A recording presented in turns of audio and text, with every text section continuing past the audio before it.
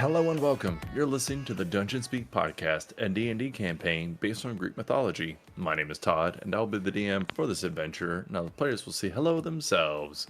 Hello, my name is Becca, and I play Allie.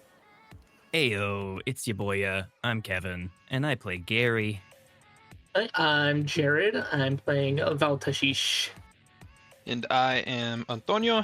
My friends call me Tone, and I am playing Vryn. You'll notice a few things are different today.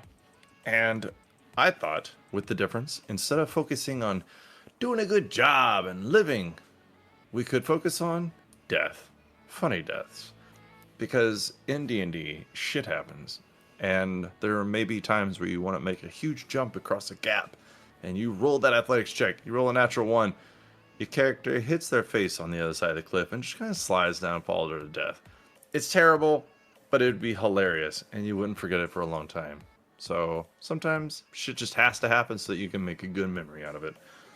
I had a stupid idea one time to try to, because I had a rogue, an assassin, and he had a really good disguise. So I thought, why not kill an animal, try to get inside of it, and then kind of like Luke Skywalker myself in its guts, and then try to sneak around to where I could stealth, disguised as this animal, and then try to kill my target. So I tried that, and the cat killed my character. So I got killed by a challenge to, like, I don't remember what it was. I think it was a panther or something like that, as a level 8 rogue. And I was just like, this is the worst thing ever. And my friends were like, roll up another character, dumbass. And I was like, yeah, all right. I'll be doing that. You guys do a good job, whatever you're doing. So that sucked, but it's fine. I'm hoping somebody's got a story like that. I am pretty notorious for not dying, even in one-shots where I was supposed to. But I have stories from the same campaign. When we first started this campaign, we had a forged cleric in heavy armor swim in his heavy armor, and the DM at the time was like, yeah, I don't think you can swim in heavy armor. And he had kept trying to make Constitution saving throws, and he drowned.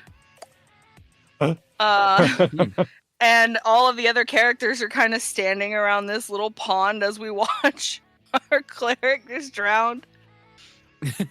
And we're like, that's the best thing ever. And we're like, okay. That was the very first game.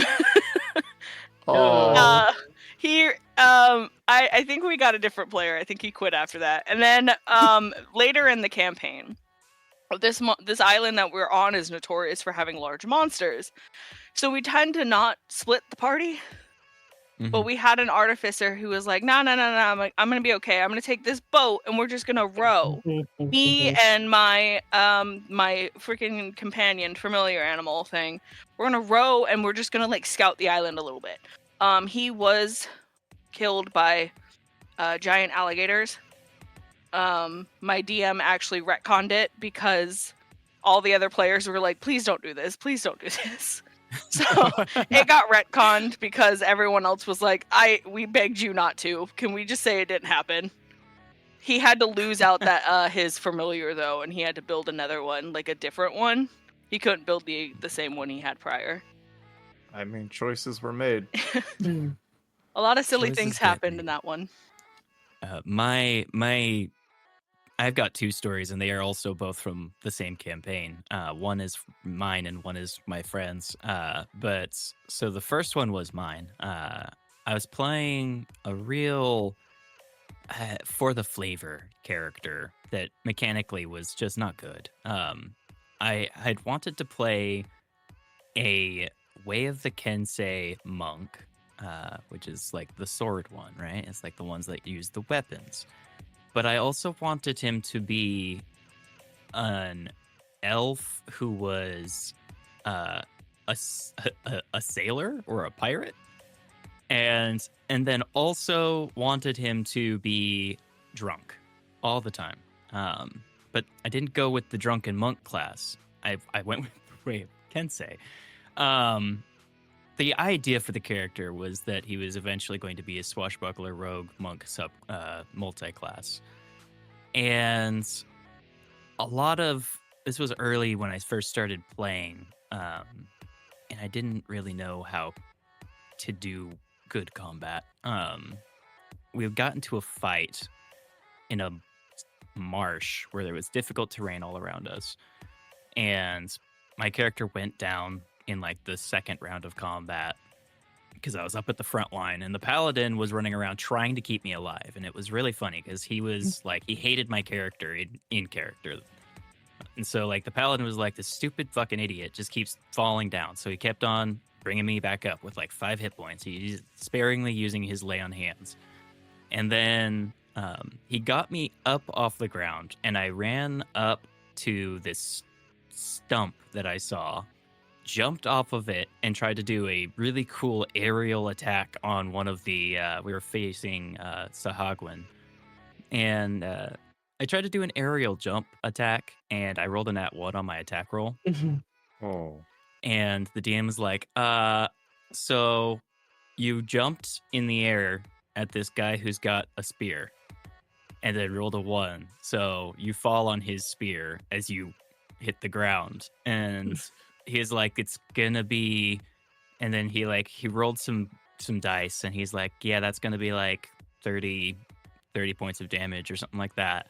And I was like, well, that's all of it. That's all I got. And he's like, oh, okay. And then I went down, didn't die outright, but I went down. And then as the paladin was kind of rushing back to get me again, he realized he had used up all of his healing. And we had no other healers in that party. And so I just slowly bled to death in the marsh. And rolled bad death saves, eventually just died straight up. And everybody was like, oh, maybe we can rest, and then we could do Revivify or something. I was like, guys, move on. I'll make a new character. This guy wasn't worth it. Everybody hated him, and he just died in the muck where he should have. It's okay. Damn. That's yeah. kind of sad. Don't jump in the air at people with spears, kids. But yeah, and then the second one, my best friend was playing a rogue in the same campaign, and we were facing down against just a bunch of these Sahagwin in an underground fortress, and we had a choke point set up. Me and the paladin, I brought in a war cleric on my second character. Me and the paladin had this like sick ass like bottleneck strategy where we were just killing them in the droves as they ran up to us. Mm-hmm. And my best friend just thought it would be funny if he ran in as a rogue with like 25 hit points by himself past our barricade and started doing damage to like the back line of these enemies. Yeah, that didn't work out. He ran in and got attacked by like 5 different people and died in 1 round. And we were all just cracking up because like the DM's like, you sure you want to do that? And he's like, yeah, I'm gonna go back behind them and I'm gonna try and hide. And then he rolled a bad stealth roll, and he's like, they see you. And he's like, I'm out of movement. And he's like, yeah, and 5 attacks are coming your way. They all hit. Yeah, that's like 75 points of damage. Are you still alive? He's like, no. Just absolutely destroyed him. Yeah, note to people, if the DM says, or she want to do that, don't do it. Whatever it is. Yep. At the very least, reconsider. I never had a character die. What? No, Never? not... Well, the closest one, we were playing Descent into Avernus, and one of the characters had died earlier in the game, and but I had Revivify, so I had Revivified them. But because we were in Avernus, there were a bunch of people basically making deals before they could get brought back, or to let them be brought back. And so part of his deal was if he left Avernus without finishing his end of the bargain, he'd turn into whatever it is, the lowest of the devils. A Lemire. Yeah. Yeah. And then at the end, we were trying to see if we could get him out of his deal, and I foolishly decided to banish him from the plane, which counted as him breaking his end of the bargain. So. Oh, shit. Oopsie. Yeah. That's hilarious. Oh, I mean, sad. I mean, sad. That was, It was kinda very funny, genuine, yes. Todd. Good job. More like a oopsie kind of funny. I mean, those are the best. If you trip and you fall, everybody's gonna laugh but you. But you know what? It's still good. Yeah. So we had a campaign. It was on our first campaign. We're currently on our second campaign. I play with a group of friends that I went to high school with, and during our first campaign, everybody was, excited to jump in, regardless of prior knowledge of D&D or the will to play or role play in general. And so we had one of my good friends play a rogue, and he was quite the problem player. Still friends now, didn't change anything like that, but D&D was just not made for him.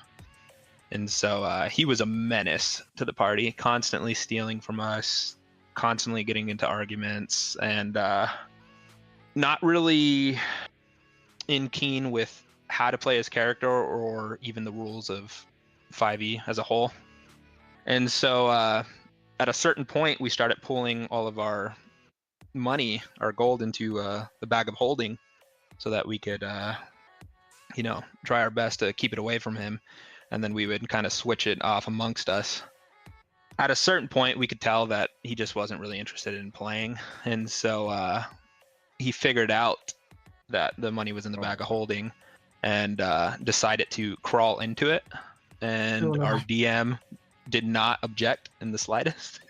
Oh, yes. And let's just say in 10 minutes in the astral plane, he lost all oxygen. So that was the end for his character. But going into campaign 2, because it's in the same homebrew world, that's kind of the lore that he just exists in a bag of holding forever.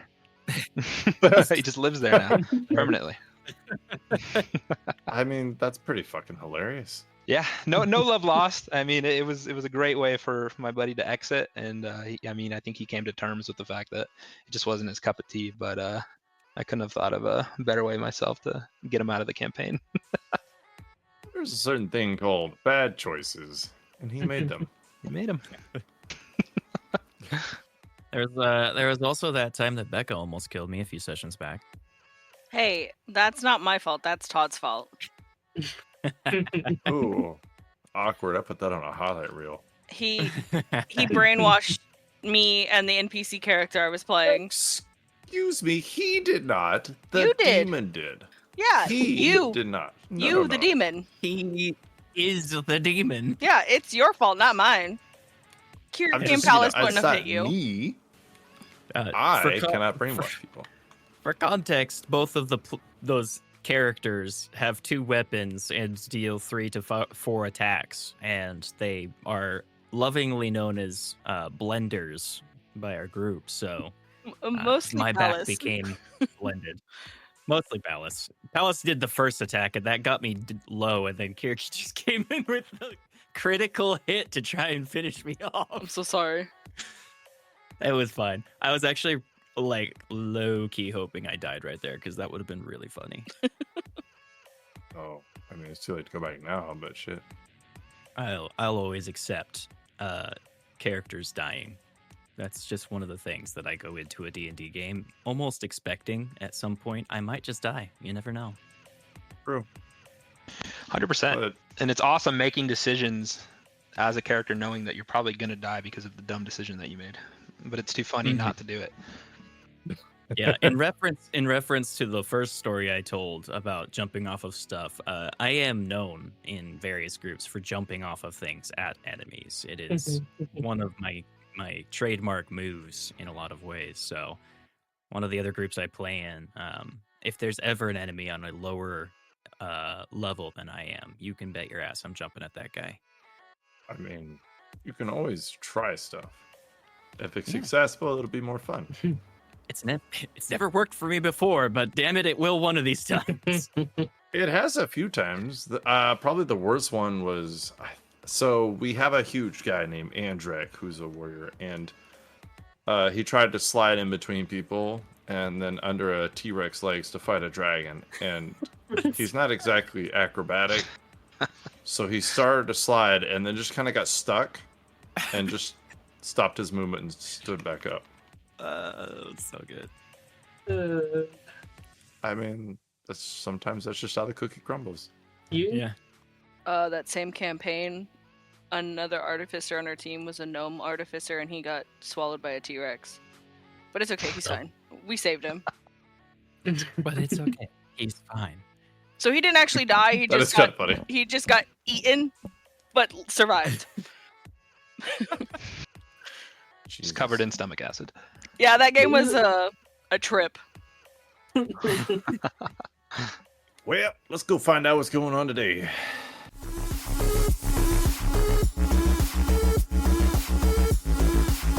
Hello there, my name is Dionysus, and you are listening to the Dungeon Speak podcast.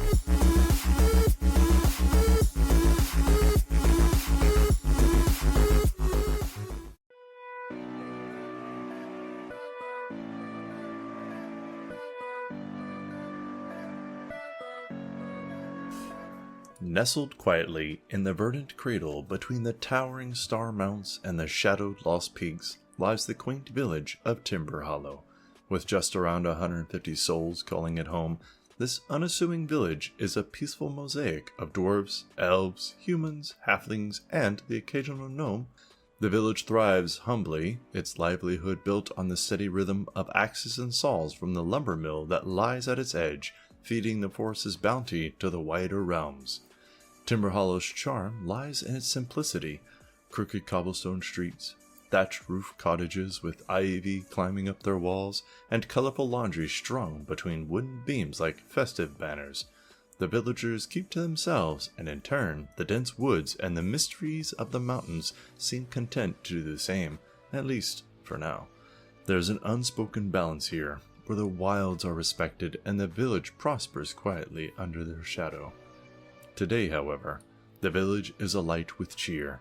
The air hums with laughter, music, and the aroma of spiced meats and sweet berry pies.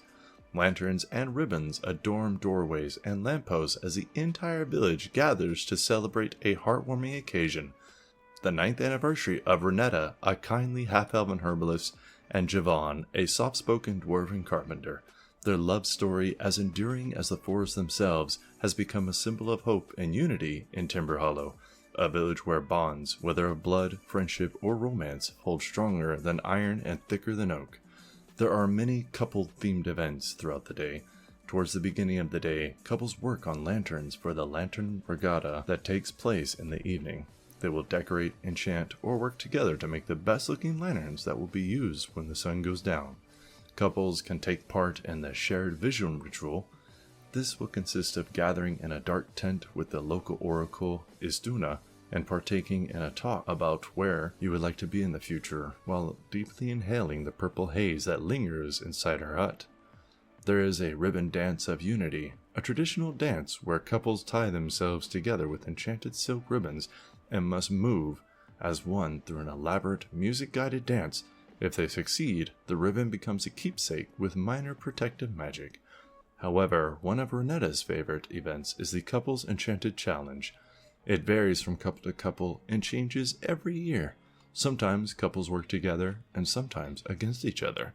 This year, Renetta and Javon face along in rectangular arena. Before it is uncovered, Renetta is enchanted to see only illusions, and Javon is left untouched. The couple must communicate and work together as an obstacle course is unveiled. Both real and magical illusions can impede the couple's progress. They both laugh and are playful as they dip and duck. Onlookers can only see some things, and Javon falls back a few times as Renetta has a bit of fun. But halfway through the course, which is only about 40 feet long, Renetta pulls away from Javon and exclaims, "I don't want to be your sister." Javon is knocked to the ground and starts convulsing. However, Renetta turns to run, but in a sound like a zip, Renetta vanishes into thin air. Posco Fairfoot, the halfling village leader, starts running in circles with his hands waving in the air. "Oh, golly jeepers, help! Are there any heroes who would like to describe themselves and introduce themselves as they step forward to help us? Please, help!" What a cue. Are we going in order, or should I just pop off here, bud? Go! People are missing!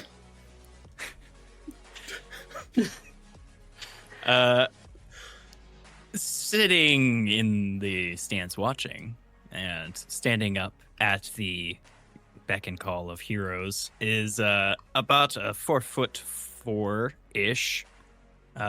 dwarven man with a large bushy mustache, somewhat shorter beard tied in a bit of a knot towards the bottom, and a slicked over kind of undercut hairstyle, wearing rough clothing and a thick leather blacksmith's apron with a heavy hammer tied onto his back is Gary. He stands up, looks around, he's like, "What's going on? I don't think this is how this whole thing is supposed to happen. I came here for a touching experience of love and two couples, or a couple, navigating the woes of being a couple, and now everything's going wrong." He's like looking around, and he's gonna start heading up towards where this halfling man is running around like a maniac. Yep, just running in circles, arms waving in the air. Baltashish is gonna stand up too, as and then he's just gonna be like, "What is happening?" And he's gonna head towards to try and figure out what's going on as well. He's stands around 6 feet 4 inches tall. He's got orange eyes and blue scales. He's a dragonborn, and he has his backpack on, a mace at his side, and a shield as well. His holy symbol of Gond emblazoned on the front. All right, and I'll say off in the distance sits a 4'11" mountain dwarf, although he likes to tell people that he's 5 foot tall, strumming his lute and smoking on pipeweed when he notices all the commotion in the distance, and looks to his bandmates and says, "Oh, well, someone's gonna have to handle this, so it best be me then." And I'm gonna start making my way to the shindig. All right. Sitting in the stands is someone in like leather armor with like a white tunic and like black and red striped pants and brown boots, and they have really bad like sun damaged skin, especially like around their cheeks and stuff. So, and she's got her hair tied back, like her long brown hair tied back and with a ribbon, and she's sitting there. She is not moving. She is like, I don't know what this is, but I don't know if I want to help with that. She's gonna hang out in the stands and wait out to see what's going on. All right. So, Gary, I guess you're the first one to make it to this little halfling. Sir, could you please stop running around like a maniac? I have to ask you about this. What's going on here? He starts running circles specifically around you. Help! Nope. Help! Nope. This is unacceptable. Nope. Gary reaches out and like grabs him by the top of his head to hold him still for a minute. He's a very small fellow. He wears like a red cloak that has a hood on it, a little gold emblem that clasps it together at the neck. He's got short, curly brown hair, big bulbous nose, brown eyes that are just huge. He wears like a green tunic over brown leather pants with brown leather boots. He's just kind of like looking at you. He's older looking for a halfling at least, but he's just sitting there kind of like swinging around a little bit with his arms still. So now that you're holding still, are you going to explain exactly what the problem is? Because I haven't paid to be here for nothing. He's on the ground. He's convulsing. She disappeared like fucking magic. So this wasn't a part of the show. No. Interesting. He like is maybe 8 inches from your face, and he yells, Help! I'm gonna have to ask you to step back, or I will have to take unnecessary force maneuvers. Now, he just kind of looks at you blankly. You're holding me. he like picks him up by his head and like scooches him back and then sets him down. Now, please don't run around me. Help!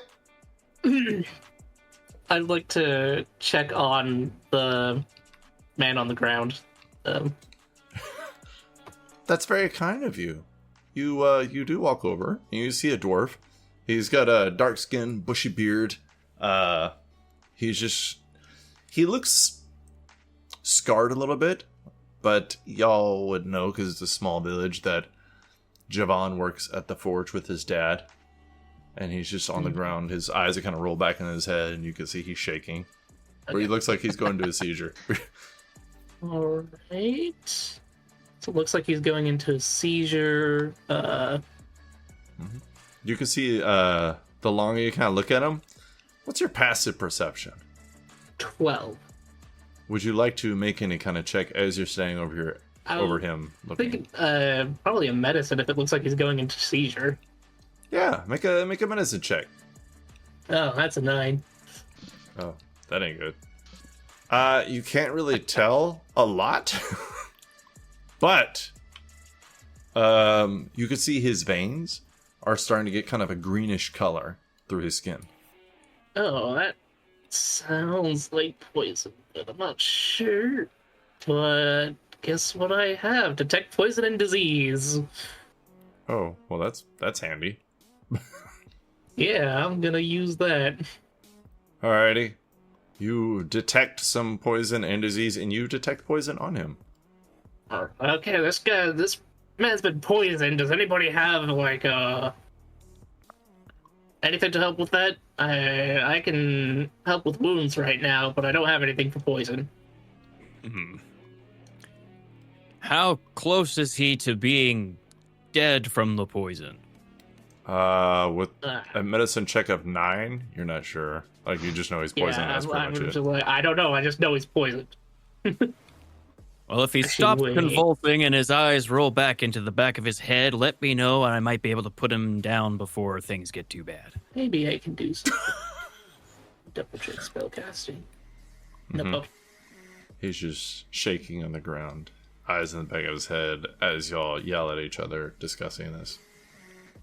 I'll walk up while this is happening, and I'll say, "What's the matter with this? I'm over there trying to strum my lute and smoke my pipe, and this is just very, very loud." Oh, well, I'm sorry that the commotion has bothered you, Princess. If you notice, there's a man dying on the ground out there, and his beloved wife has suddenly disappeared. Oh, would you look at that? Ooh, He's poisoned. He's poisoned. I don't know if I have anything to help with that. I don't suppose you've got an antitoxin stuffed in your violin or lute or whatever that stringed instrument thing is? Oh, well, you never know. And I'm gonna start hitting my lute like upside down. What are you looking at? Nothing came out. Predictable. Oh, well, unless there's some sort of better healer than me around, and I think this little fella's gonna die here. Damn. Sorry, little fella. And I'm gonna kind of like pat him on his chest. I guess we can try healing him throughout the poison, try and let it run its course. Well, it Just couldn't keep him hurt. alive. Might as well give it a shot. Let me see. Posco taps your hand, Gary. Ah, Hi. hello. What is it? She didn't really have any family in this village, but she worked with Adele Winter, our herbalist. They worked together. She was like her trainee So, go over there, ask her boss for some shit. She got the good stuff. He's gonna stare at him for a minute. I see you've just decided to assign me this task instead of just doing it yourself. Fine, I'll just get it done myself. Look at me. I'm fat. I'm lazy. Look at you. You're like, "Wah." Yeah, and you're obviously useless to everybody else here. I will be right back. I'm good with literature. Which direction am I going, you idiot? He just kind of points off, kind of like to the northwest a little bit. Okay. All right. Well, he's going to look out to the people who are standing around the convulsing man. I'm going to go get the herbalist. The rest of you hang tight for a few minutes. This should be quick. Make sure he Alrighty. doesn't die. Yeah, you take your time, he seems like he has all the time in the world. Yeah, can he's see a likely little bit going of- to die before I get back, but that's an acceptable loss. He's going to head out. See white foam around his lips a little bit. This is when Allie finally leaves the stand and will follow after Gary because now she's nosy and wants to know what's going on. Is she trying to remain hidden from Gary? Absolutely not. She's gonna walk right up to you and be like, "So, what happened?" There's a man convulsing. He's been poisoned, and I'm going to get the herbalist, Miss Allie? That was, Allie. yeah. I feel like you've just made that up right now talking to me. Very good way to start this whole exchange. Wonderful. I mean, you don't know if I actually made it up or just shortened my name. That's true, I suppose, although shortening one's name... never mind, I'm not going to get into it. What's your, why are you following me? Oh, I was just really curious, but he looked like he was contagious, but I didn't want to get, too close. And, curiosity got the best. Fair enough. Yeah, I wouldn't think that the poison is contagious unless you're willing to, drink his blood or something, which is not advisable in a normal day, much less when someone's poisoned. That's kind of gross, but okay. Yeah. So how far is the herbalist? You've been I'm standing walking in in a front of ch- it the whole time. He's walking in a general direction. He gets there and he's like, the herbalist should be around here. Hello. You see like a small wooden hut. There's like a whole bunch of lanterns and candles outside. You see a little sign that says buy two get one free on the small wax candles. That's a good deal on candles. I'm going to remember that later. The door Hello, the door is closed though. It's like a simple wooden door, vertical planks, small little peeking window that's kind of like attached to like a chicken wire. Is it locked? Do you try to open it? Yeah, she's just gonna barge in. Yeah, it just opens. Should we knock? No, there's no time for knocking. Somebody's dying. Okay. It opens Excuse up. me. You see nobody is in there. Shit. You look like, or what's your passive perceptions, both of you? 12. 17. Okay.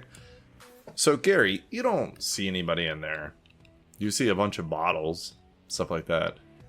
But Allie, not only is nobody in there, but you can see a few things knocked over and brushed to the side where it looks like somebody was quickly trying to leave. And you can see there's a little room in the back for a bed and like a little wardrobe. And you can see a counter up front with tables all over the place for like an alchemist lab, and there's potion bottles. See red liquids, blue liquids, purple liquids. Gary's gonna look through the bottles to try and find some kind of antitoxin or Does Gary have alchemist, alchemy, arcana, nature? I have survival. Okay. So let me go over a couple of bottles here and you can let me know what you want to do. So some that are intact, full, look like they're finished. You can see a cloudy topaz potion. It's contained in like a thick flask. A silver potion contained in a silver bottle with like a sealed wax. A smoky liquid contained in a tapered crystal bottle. A Veridin ichor contained in a facet steel file, smoky tincture that almost looks like flames inside of a yellow bottle, and some kind of cloudy oil that is contained in a tapered glass jar. None of them have labels or anything? You do not see any labels. What kind of mad person doesn't label their potions? Damn Knows herbalists. what they are? This is gatekeeping the community. If only one person knows what... Never mind. Do you have any idea what any of these could be? I'm gonna look around. I'm gonna take a peek and see what I can learn from it. Gods forbid somebody needs to come in and buy something and not know what they're getting. I'm sure they normally just ask the lady for help. Is she not here? Hello? You hear no response. I'm gonna poke around, see what I find. I'm not Okay, really what do looking you- for potions as I'm looking for more of a person. You're walking away. I will just take a guess then. Let's see here. Like, I try to find like a back room or like stairs to lead up. I'm looking around for like the person who owns the shop. So you see a Not back exact. Yeah. room. It has like a bed in it that's messy. It Mhm. was not made. It only sleeps one person. You can see a small little chest or drawer. There's some clothes in there, but it looks like it's thrown open. Clothes are tossed to the side. But that's pretty much all you see. Did they go to the festival? Wait, do you know what this person looks like? I would No. say, since this is the seller of healing potions and shit like that, that probably everybody knows what she looks like. What's she look like? She looks like she's got pale skin. She looks like a dainty human. She's got freckles lightly on her face, big old blue eyes, red hair that goes about to her waist that she usually keeps tapered over her shoulders. Wears usually a green dress with a white top, flowers in her hair. Is she human? Yeah. She's a redhead, beautiful redheaded woman. Big blue eyes. That's about all the things that stick out to me generally when I see her. Oh, okay. I think she likes green. Maybe wears green a lot. Allie's gonna walk back out. It doesn't look like anybody's home, so she'll go help and look for potions. Maybe try to see if she can determine what is a cure. All right. Hopefully. Gary, roll a 1d6. Let me just tell you which potion you randomly grab. 1d6. And Allie, how are you going to look for a potion? I'm gonna stare at them and try to perceive Okay. which one might be right. I got a 6. Go ahead and roll a perception check. Perception. No, not you. I'm sorry, Allie. Oh, my bad. 19. All right. Gary, you get the cloudy oil contained in the tapered glass jar. I mean, looks pretty good. So it's got to be something. This is cloudy. That leads me to believe that it's a poison solvent or potentially another poison. We'll have to figure that out when we get there. Nice. Do I see anything? You don't see anything that looks like a antidote to poison. You see They some look stuff that shady. they all look shitty. They're potions. You think the one in the silver potion bottle with the seal on it, the wax seal, you think that one might have healing properties. Okay, I'm gonna grab that one. But before I leave, Allie remembers that she goes and like looks for like a counter where she would sell her potions and everything. Uh-huh. Maybe there's a ledger or a book to see if she can find maybe some documentation of the different potion types. So, do you want to roll investigation, or you want me to carry over that 19 real quick? Can we carry over that 19? So, without digging around and just looking, you see no ledger, but you Oh. do see a place where one would have been kept on the counter. Like, you can just see a clear difference in the dust because she didn't clean. It's messy in here. Mm-hmm. But there's a spot on the counter where it's like kind of square looking, where there's less dust, less dirt, and you're like, you know what? This looks like somewhere where something permanent was, and a ledger is something that would have been considered permanent. Right. Well, it looks like someone took the ledger, so that doesn't help. But I think this one might be useful. I'm no expert. Neither am I. Let's just take them all. Let's just take them all. Oh. Yeah, that's a great idea. Are there like price tags or anything on these? You see like a little bit of price tags where it looks like it was scratched out and the number was going up instead of down.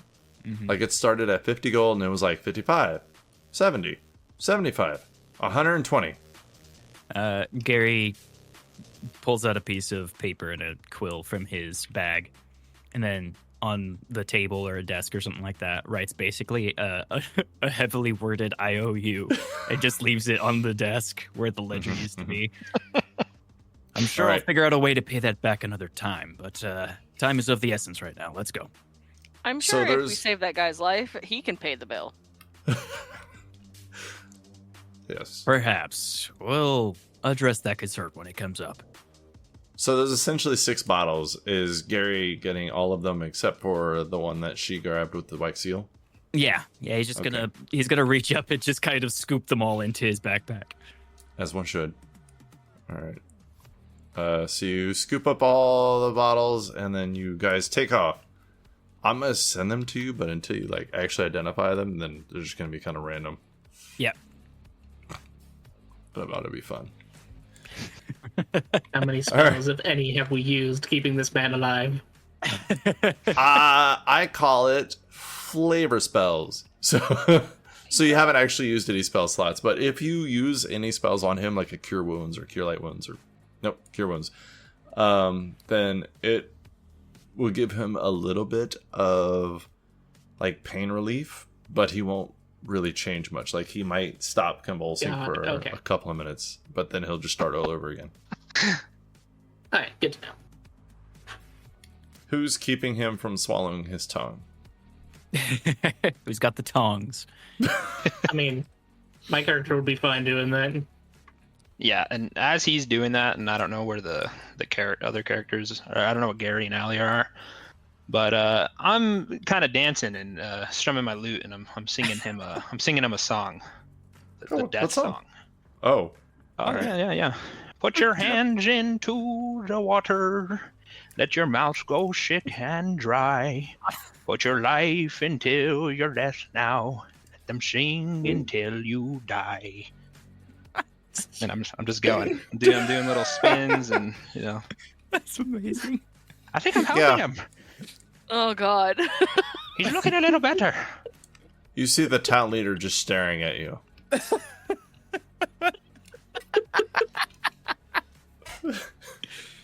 Oh no. Actually, if you're good at making people feel better, you want to go tell his dad? Oh, well, where is he now? He's probably at the forge working. He's a very hard worker. He's a stubborn dwarf. He's muscular as shit. That's why I want you to do it. You want me to let him know that he's dead? I mean, he's not currently dead though. So, I mean, you want me to let him know that he's dying? Man, he is fucked up. Do you know his father personally? No, I sure don't. I mean, as much as I would love to do that, I mean, I think it would be better coming from a friendly face. What do you think? Yeah, that's true. I agree. Friends should do it. Yeah. Oh. The other one, I forgot his Valtashish. Valtashish. Valtashish. Oh, I'm about to fuck that up. How about I just call you V Probably from now? Vault if it's easier. Valtashish should do it. I mean, I guess I could appeal to him as a fellow smith, so, sure you don't want me here, though? Why don't you go handle that? I'll take the lad's tongue. Go ahead. All right, I Why guess don't I'll ya? go inform his dad that his son is poisoned. Ooh. Tough spot. And then I'm going to go kind of kneel down. Well, still kind of strumming with my left hand, but I'm not obviously holding any chords, so it's just meaningless noise, and then holding his tongue with my right hand. Posco holds out his hands over Javon like he's helping. You could do it. I guess I'll get directions and then go to... You can see smoke bellowing from the forge not Oh, too yeah, far okay. away. Just see him like, right there. Yep, I'm gonna go head to his father then. All right. You walk in there. You see it's like not so much a hut as it is just a wall with a slight roof. You can see the forge in there, the anvil. You can see a fire burning on one side of the wall with embers just kind of all across the air inside here. You can see there's a very tan-skinned short dwarf that's bald with red hair that's braided on either side of his chin, and he has a very large mallet in his hand, and he's soot covered, and he's got an apron on, a brown apron. It's got soot covered all over it. His name is Garen. He turns, yeah. How can I help you? Well, I'm sorry to inform you, but your son has been poisoned, and we are trying to help him right now. Some people have gone out to try and find either a potion or antidote. Have you killed the person who did it? We don't know who did it yet. We're currently trying to make sure your son doesn't die. All right, let me get my things. How do we find out who did it so we can kill him? That is an excellent question. I will think about this. Let's see. We need to... Because he's... Oh, right. The other part is his fiancé just disappeared. Where'd she go? No idea. Like, she literally just vanished.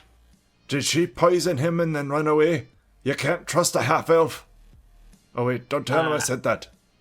I won't tell him you said that, no. Thank you. It's a possibility, I won't deny that, but we still don't know exactly what's going on. Alright, so are you going to... What are you doing? They told me to tell you, and now I'm gonna go back and... I guess I can look around, try to see if I can find out anything. Also, make sure your son doesn't die. You're just walking around while my son is poisoned and his woman is gone? Well, before I came here, I was making sure he didn't swallow his own tongue, but, Why did you leave my son to die then? someone else volunteered to hold his tongue while I came and informed you. So now I'm going to go back. And, That's a strange sentence. yes, I agree, but I'm going to go back now. Are you going to save my son? Yes. I want you to do me a favor. What? Take my hammer, Oh, okay. and if you find out who did it, you kill first and then ask questions after. Give me your word, boy. What? Give me your word that you're gonna kill them first before you try being nice. Not usually how I work, But, My son is dying. I don't want to know how you work.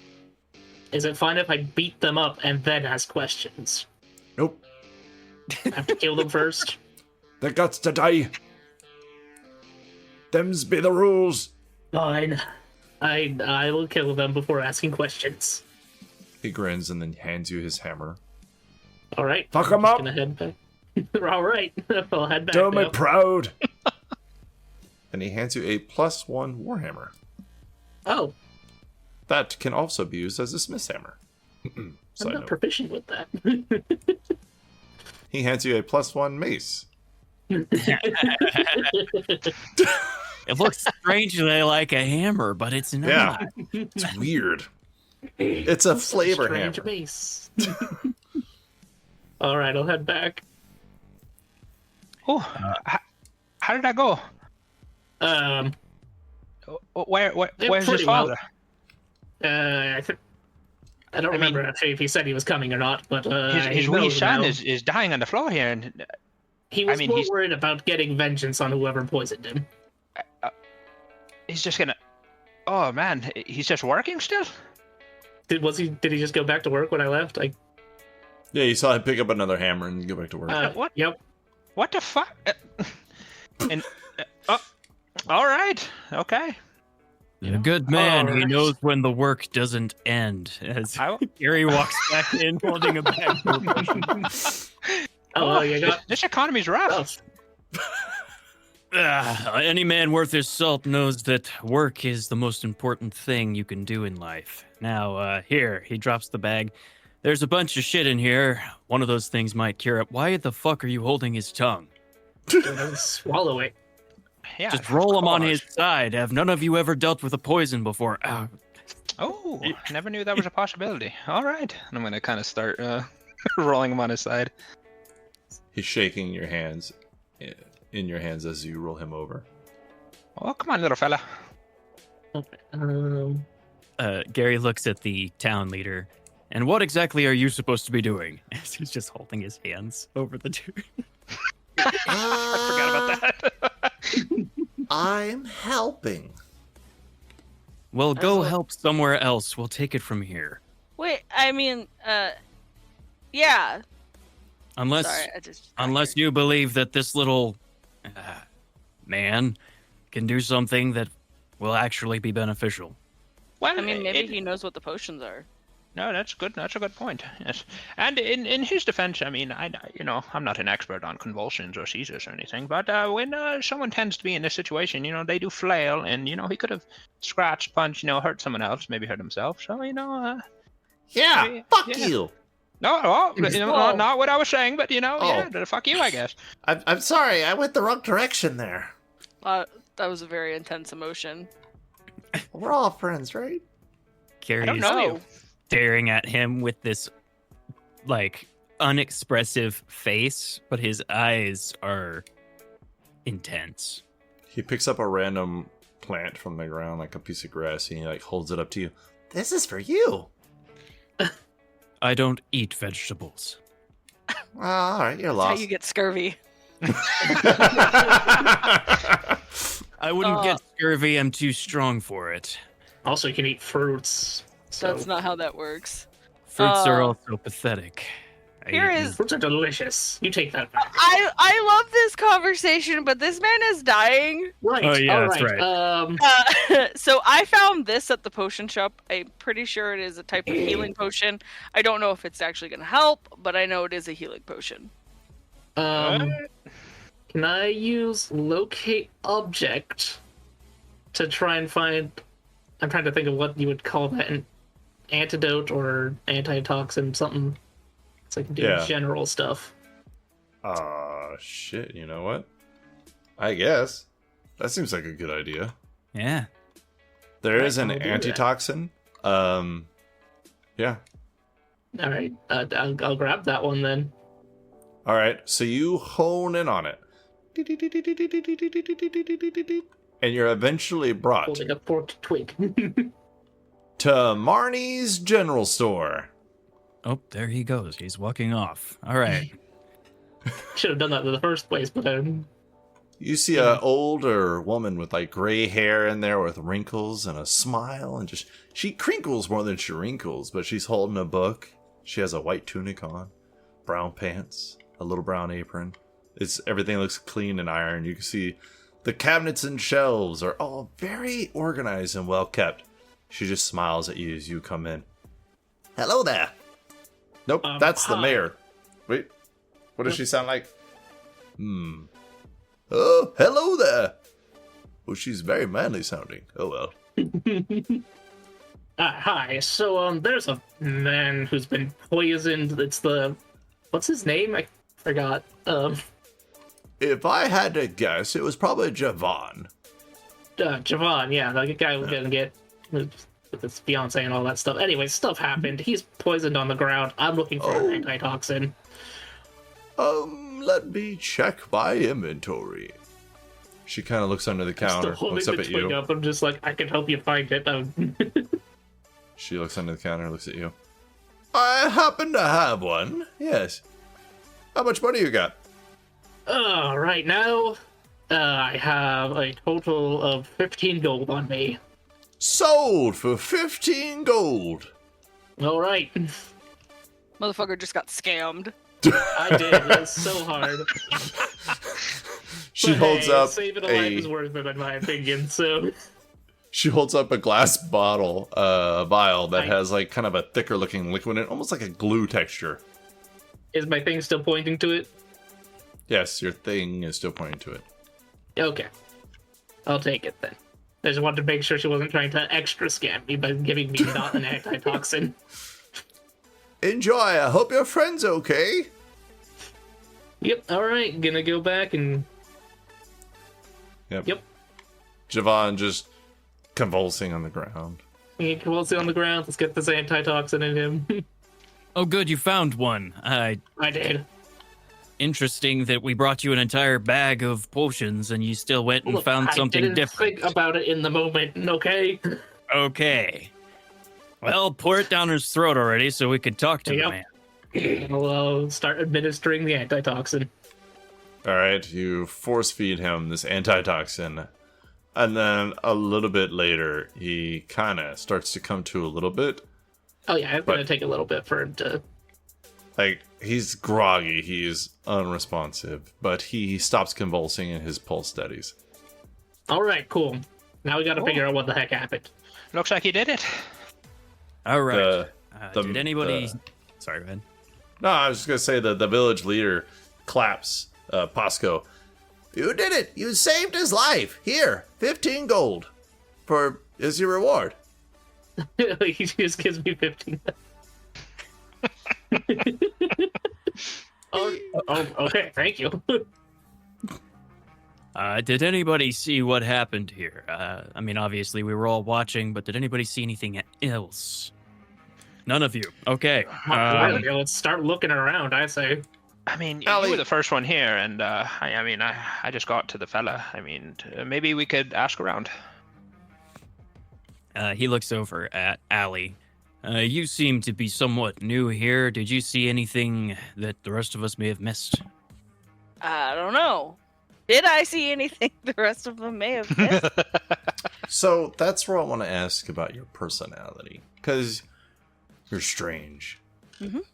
But you were sitting off in the distance, and you're one of those people watchers. You watch for sure. shit. Oh yeah. And actually, I want to ask Vryn the same question, because Vryn, your passive perception is what again? Let me see. 18. Yeah, it is.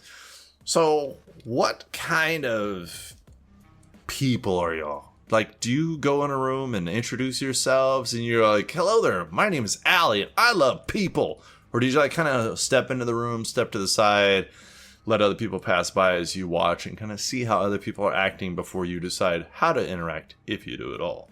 Yeah, the second one. I would say that Vryn likes to think that he's the second one, but he definitely is not. Like, he kind of steps in a little bit and then he Yeah, starts to he's step to the side and definitely- he's like, oh, I know you. Exactly. Yep. Hey, I haven't seen you in a long time. All right. So, Vryn, you might have noticed a little bit going on in the background with the person who is the boss of Renetta, Adele, the herbalist and the alchemist. So, Renetta's more of the herbalist and she goes out and gathers herbs, and Adele's more of the alchemist and herbalist, and she actually works with the herbs the most, and she was teaching Renetta everything. But she has kind of a jealous attitude, and maybe you would get that a little better than Allie, because Allie sees things, like she would see that Adele was watching her from a distance and maybe had a little bit of disdain on her face, but because of your relationship with people, you might be more keen to see that the way Adele interacts with Javon when he's with Allie, Adele's a little bit like possessive of Allie almost. Like Javon will be like, hey, can we go out for a walk this evening? And then Adele will cut Allie off and be like, no, we have a lot of work to do, or something like that. You know what I'm talking about? All right. But y'all did Clarify, see she does not her. know these people. The way Todd was telling it, the little story, I was like, I just want to clarify, Allie has no idea who these people are.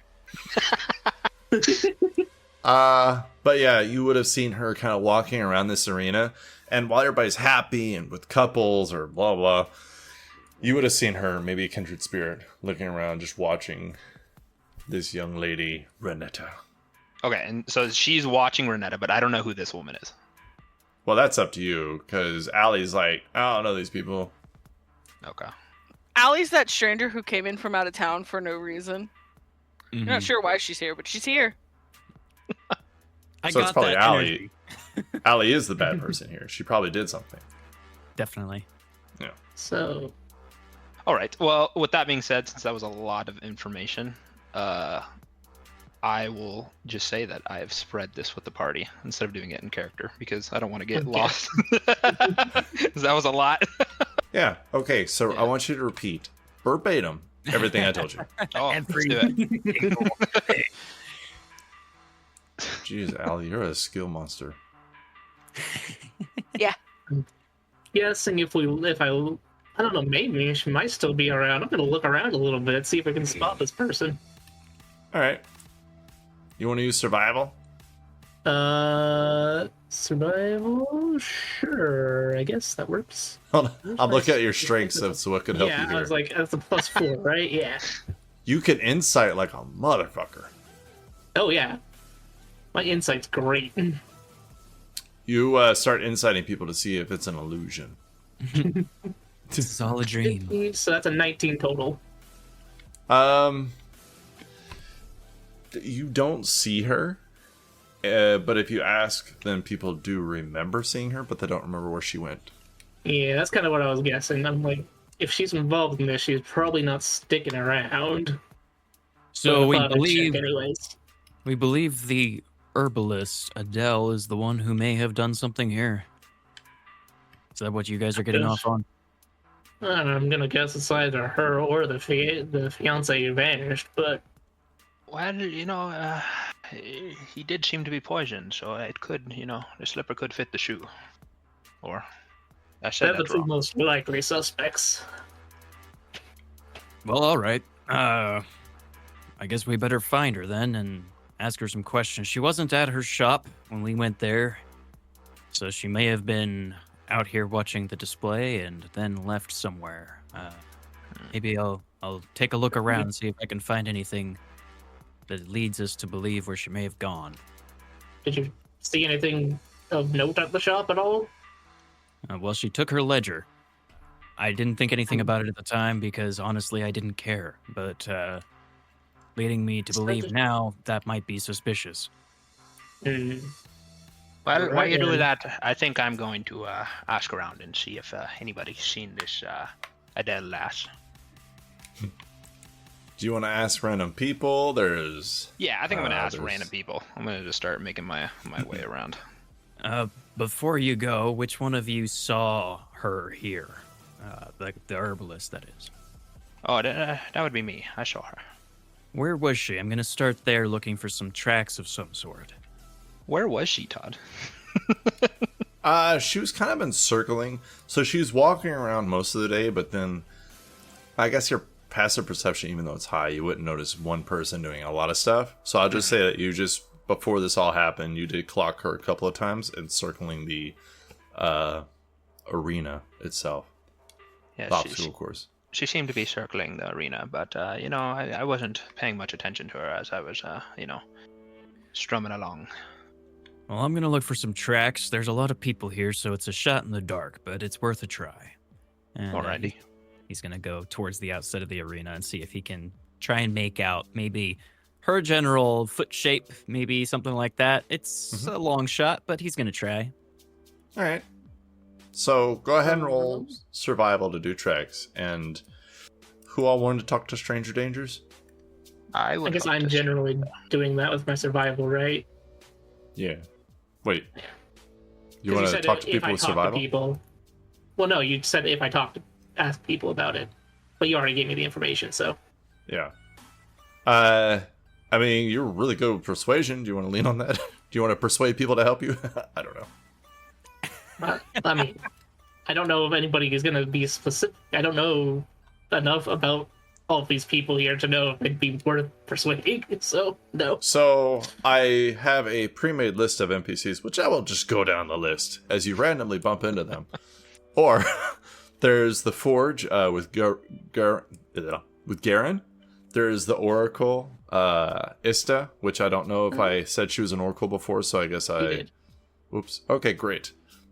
There's Marnie, the general store owner. Pasco, the leader. Oscar doesn't know anything. And then if you can find Renetta, she's probably a source of information. But she's disappeared. I guess we could We'll try just and find her. We could see if we can, because maybe she just went invisible. Yeah, I'm gonna see if I can find any use survival to see if I can find any weird tracks that don't make sense or anything like that. Okay. Speaking of tracks, I rolled an 18. 18. You don't really see any tracks that stick out. Gotcha. Okay. Oh, yeah. After that, he's going to return back to the rest of them. Mhm. I didn't see anything that was specifically tracks that I could follow. Any luck over here with you? I haven't gone and talked to anybody yet. I was kind of waiting back to see, what you had discovered or not. Great. Very helpful. All right, let's go. Yes. Is there a stage? Or, this is a celebration. Is there some? Yeah. Oh, there's definitely a stage. It's still kind of being set up because they want to light it up at night, and they have a big banner that says 9th anniversary for the couple. But people are kind of looking at each other awkwardly, do we keep setting it up? Can I make my way to the stage? Yeah. Are there people on the stage? There's a couple of workers who are just kind of standing there, but they're holding stuff because they're hourly. So they're as long as we're holding stuff, we still get paid, but let's not keep setting this up in case we don't continue. Gotcha. Yeah, they'll set something down, then pick the same thing back up, just looking around do. But it's a simple wooden stage with just four legs on each corner. A little set of stairs on one side. Half up banner. If I could, I want to make my way to the top of that stage. Yeah. Ooh. And I see the workers that are acting like they're doing shit in front of me. Yeah. They just kind of look at you awkwardly. Hi, I was wondering if you wouldn't mind if I can make an announcement. Yeah, I guess we're not really using the stage, so you go right ahead. We're just gonna go sit down. Alrighty, do you have some type of cone or something that... Oh, you know what? Never mind. I will just press the digitation, my boys. They look at each other and one of them goes, What's a cone? Just forget I said anything, young fella. Okay. And I am going to... Never fucking mind, I did not get press the digitation. I'm going to never fucking mind.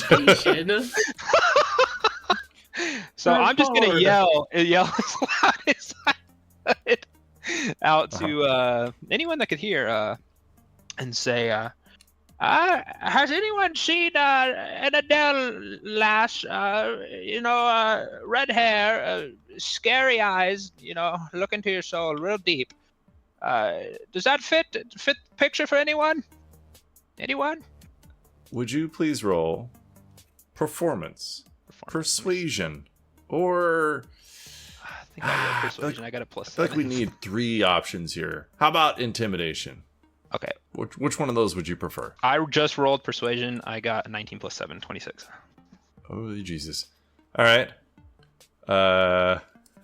You see a big burly man who's known for going out and getting trees, cutting them down, and then bringing them back to the town. He looks at you and he's kind of nodding his head to the side, and he's blinking, but he's blinking with both eyes, so he's not really winking. But he's trying to gesture you to come behind a building. He's just really terrible at it.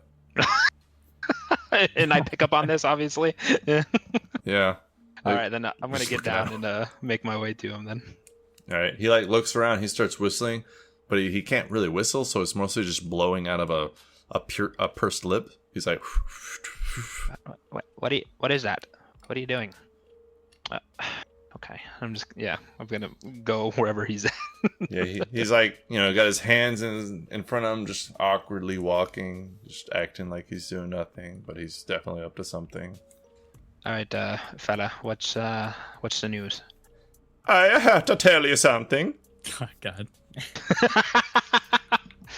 All right, spell it. The woman you're looking for, the Adele. Come again? What was that? Adele. Adele. Oh, yes. Adele. Oh, jeez. Yes, Adele, yes. I see her going to the woods sometimes. Oh, do you have Renetta any, go out there with her and she be picking flowers. Adele would climb trees and jump from tree to tree with these little claws. I watching them from a distance and I be like, I ain't not going over there. You're watching him from a distance, you say? What Oh, you, yeah. What you doing? You peeping? I cutting down the trees. He flexes. Oh, He's yes. like a really big muscle. I doing good. You think you could point us in the right direction, big fella? He points like to the northwest. Kind of a little bit towards the mountain, but mostly towards the thick of the woods where it's like kind of misty sometimes. Alrighty. Anything else you wish to let me know? I appreciate this greatly, dear friend. I don't think she a human. Not you. Look out for the forest orcs. Forest orcs. Oh, that's a lot of information to take on. Anything else? Oh, no. All right. I appreciate it tons. And I'm gonna flip him a gold. Oh. Yep. This is for me. Oh yes. Oh, you're a kind of gentleman. I appreciate it very much. Yeah, get yourself a nice something. I don't know. I'm going to get a lot of ale and get fucking shit faced, you know. Oh, I do know. Alrighty then. Okay. Thank you. Bye. I'm gonna make my way back to the group. So I talked to a strange fellow, Peeping Tom, you may think, maybe, something. Anyway, he told me an area that Renetta and Adele seem to be keen on.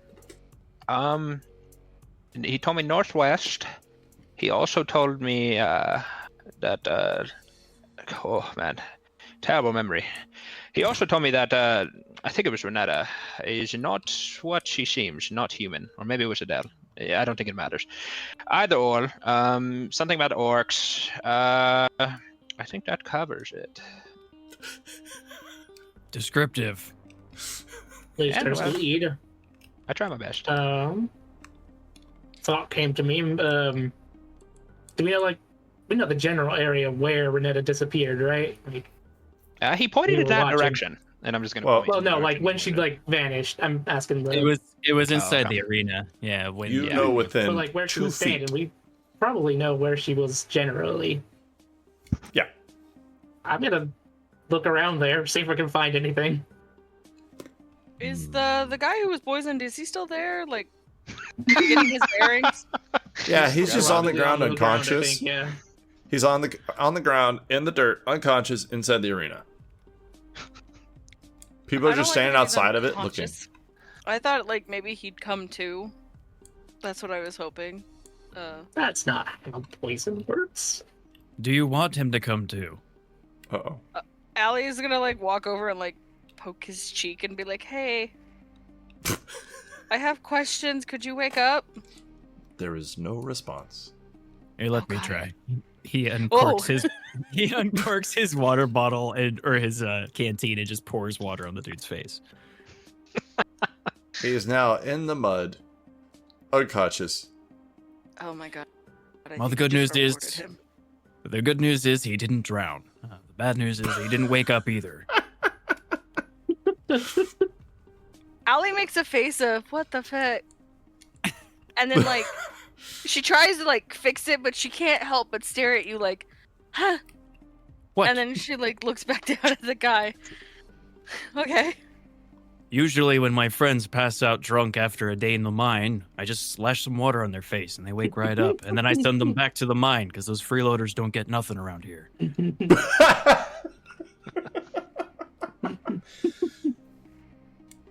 Okay. Just out of curiosity, Gary, does the mine have the union? No, we crushed that. Oh,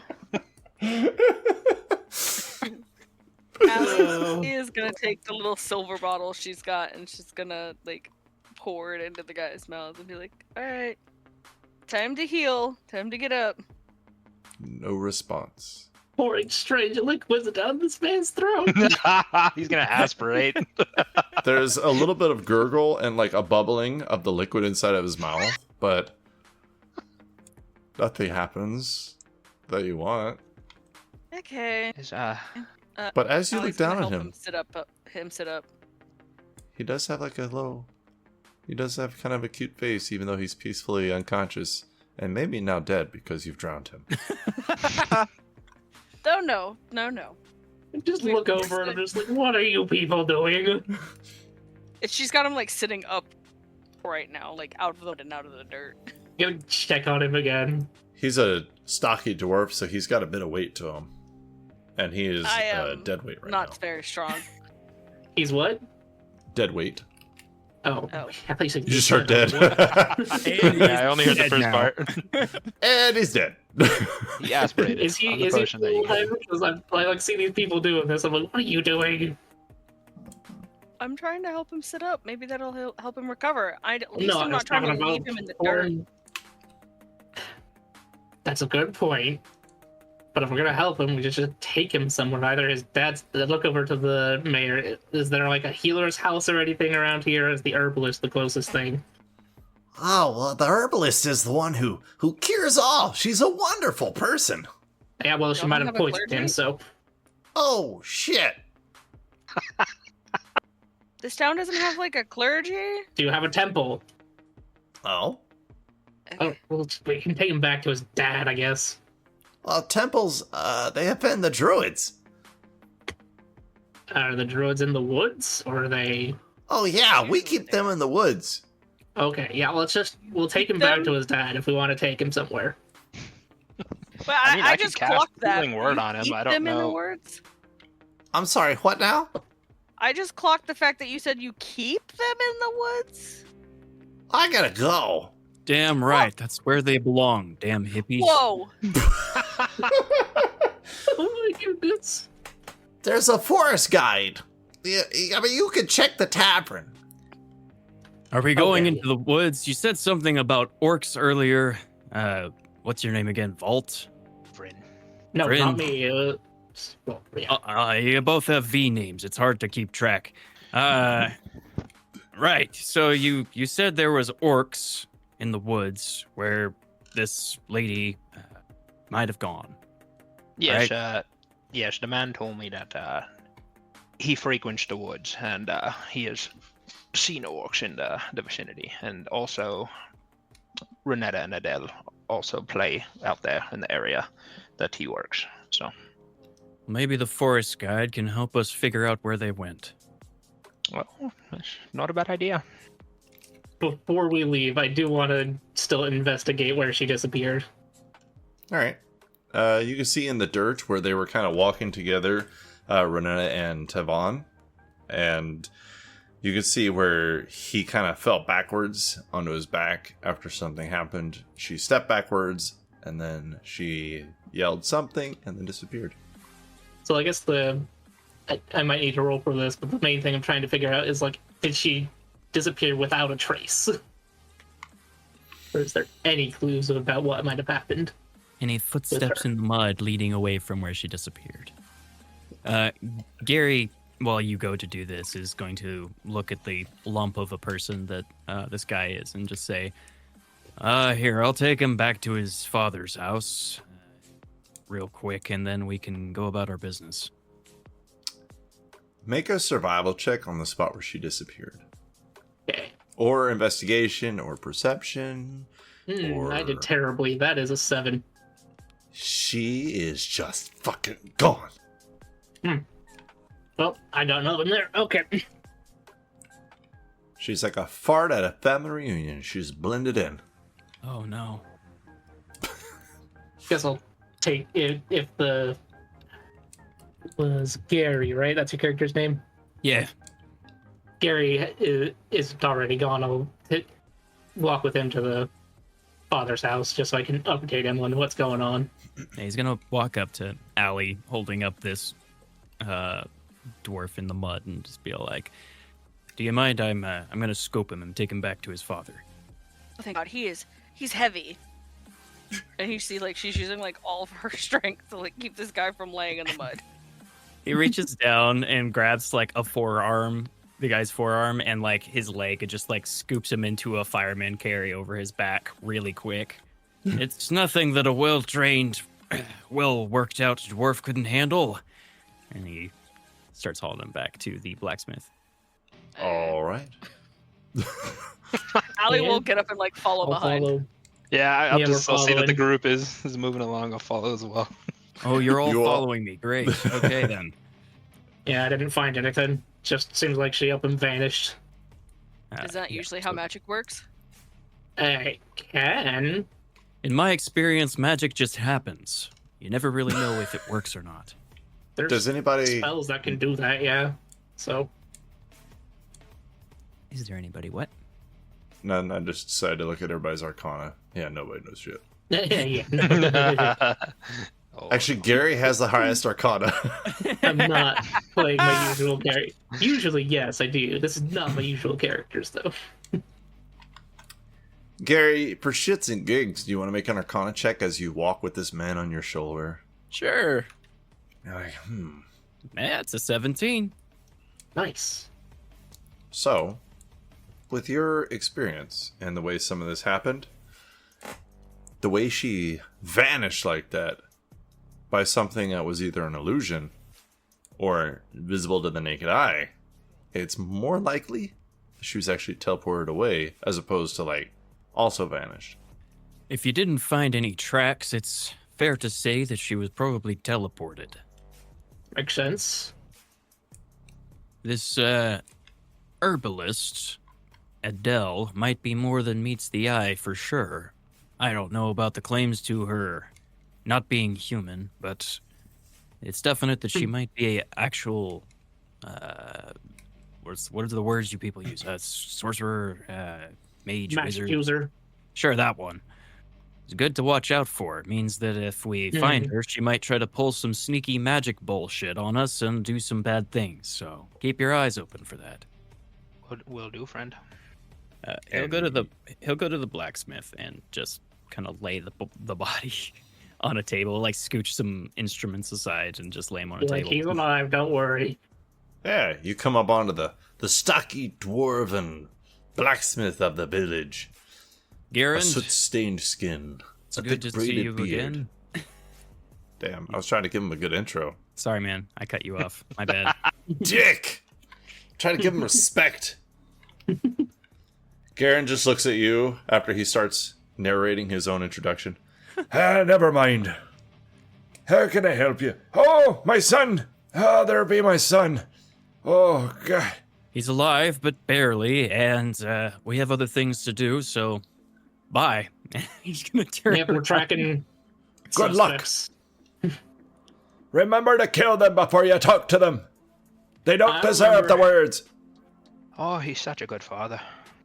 It does me a little And bit don't proud. tell his mother. Don't tell his mother. What? Don't tell his mother that we're gonna kill the guys before talking to them. It's only Okay. right. Don't worry, Garen. I'll bash his head in, and then I don't know. I'll bring you an eyeball or something. You see he sniffs a little bit. You see a tear. I haven't received a gift like that in so long. You're a good lad. Gary tears up a little bit. Anything for a father. I might need a new son if this doesn't go well. I'll keep you in mind. Not dying anymore. Oh, yeah. Fuck. That's good news. Right, All let's right, go. well, yeah, see you later. All right, bye. As we're walking to the tavern, I believe it was, where we're gonna find the woodland guide. Right, yeah. Gary's gonna look up at Allie. So, what brings you to the village? Are you just here for the festivities? Yes. Hell of a party, right? Yeah, I being here, I didn't expect to have such a dramatic amount of stuff happen. I thought this would be a nice, quiet town. Insight check. Oh, sorry. Normally, this place is incredibly dull, and I like it that way, but, yeah, it's nice to have a little bit of excitement from here and there.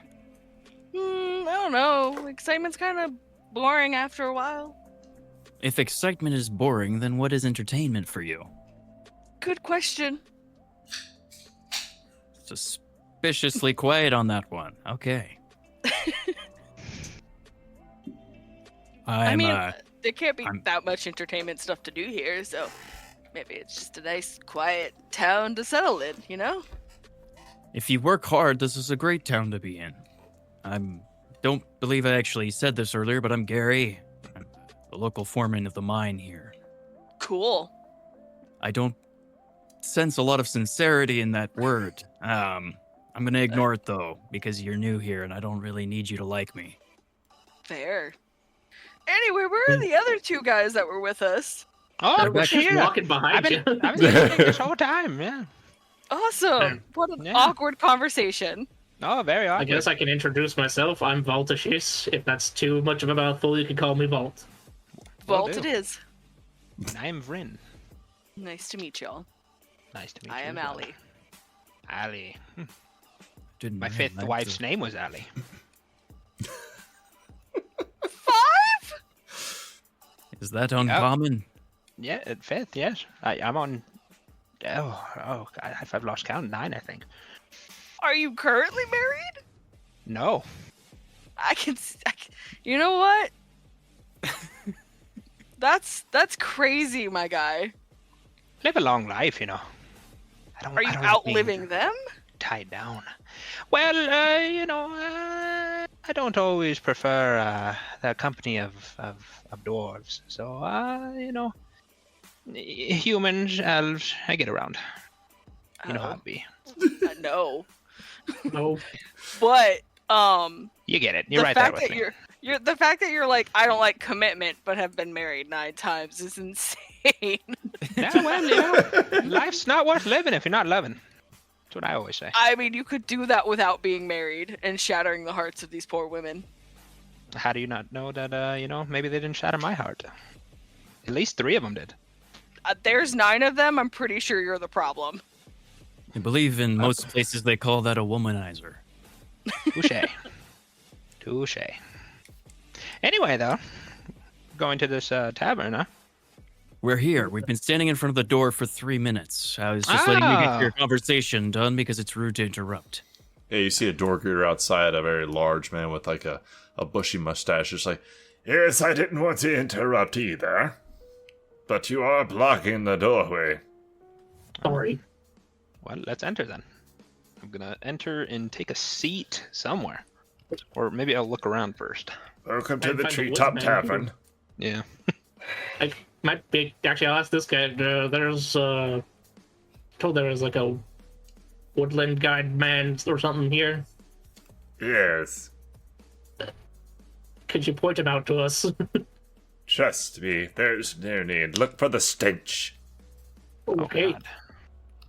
you poke your head inside and you can see there's magical music being played.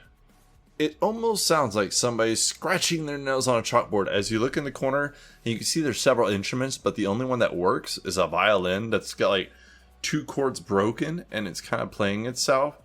And you can see this very haggard old woman, like wiping down the bar. And then you see there's several tables in here, but the only person at a table is this disheveled-looking person. I guess you might know them as Tamsin. And they are the forest guide. They wear a patchwork cloak made of mossy green and browns with twigs and leaves tangled in his long and dark hair.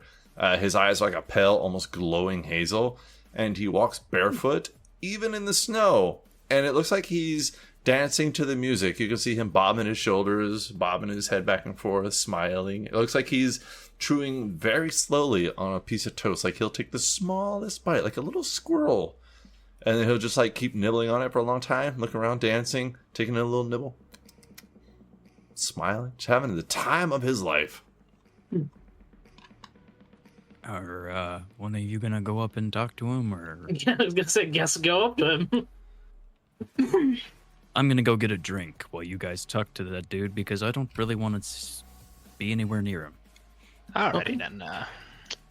I'll go Alright. make my way over. Yep, I guess we're talking to the other. All right. This person, you smell them before you speak to them. Oh, They smell just disgusting. And they like tear off a little piece of toast and hold it up as you approach. Howdy, you want some bread? I'm not particularly hungry, but thank you. yes. All right, then. No, thank you. All right, you just let me know now if you change your mind. I'm more than willing to give you some of my bread. You look real nice, especially you, the little one. Oh, well, I appreciate it. Thank you. Yeah. You're really big. Oh, well, we came to talk to you about, needing a guide into the forest. Oh, I Or, don't really want to go in the forest right now. And why is that? I'm dirty. You're dirty? That's your I'm a reasoning? dirty. Yeah, I don't really like going into the forest and dirty. I only like to do it in a clean. What's the point in going in the forest? So how do you get Wonderful clean? report. Yeah. I clean myself. So do you It want to takes do a while that? though, but I can't always lick myself, so I gotta hire someone else sometimes. Know what I mean? Lick. Why don't you just use water? I don't understand. Why would I do that? It's more efficient. It's That doesn't seem likely at all. I can only like summon 5 gallons of water like at a time, and that's not very often. But I can lick myself all day. Watch. And he starts licking his arm. Oh, how vile. My You bad. can I'm just sorry. Do you want to do my roll- back? Absolutely not. Do you want me to Sure. teach you how to take a bath? They're quite lovely. How Oh no, long, I'm all right. how long does this process usually take then? The licking? Yes. Are you doing it or am I? No, just you, fella. Oh yeah, it could take like an hour and a half, 2 hours. Oh, Jesus. How about Here, how about this? I can go ahead and get started if you want. And he like starts undressing. No, Hold on, okay. just take a little bit. Not right hold, now. hold my cloak. How about this? Don't smile or you owe me money. Allie's gonna turn to the other two and be like, "How about this? We'll go get a bucket of water. Nope. One Nope. of you I'll lure hold him him down. outside, and we'll Nope. pour it on him, Nope. and then the process I'll is hold easy." him down. Nope. Don't be doing that. I can hear you, young lady. I'm right here. I Yes, we wasn't know trying to hide it. I will hold you down and we will make you take a I'm going to cast suggestion. Oh, Nice. this ain't good. That's And, not good. And I'm just gonna say, well, why don't you take a bath right now? Right now. Go take a bath. What's the save throw for suggestion? Let me see. Wisdom 15. A wisdom 15. Yep.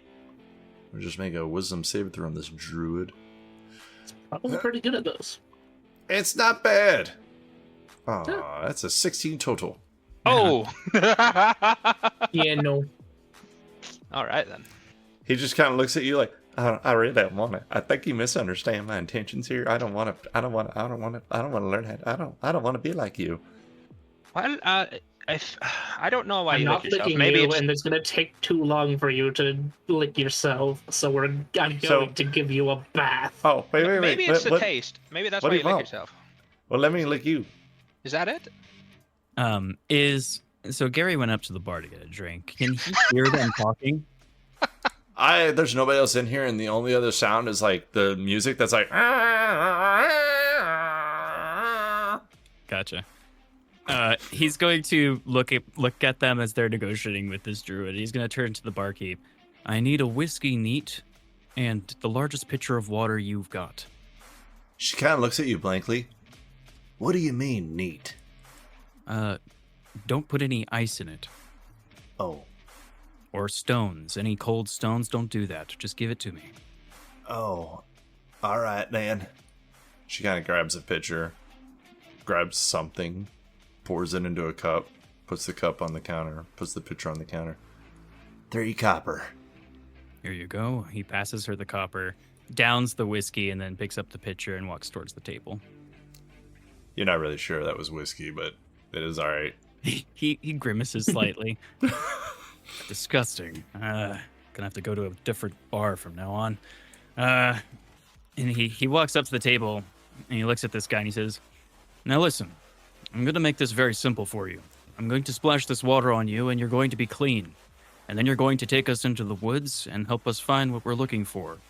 If you do not comply, it will be uncomfortable for you and me.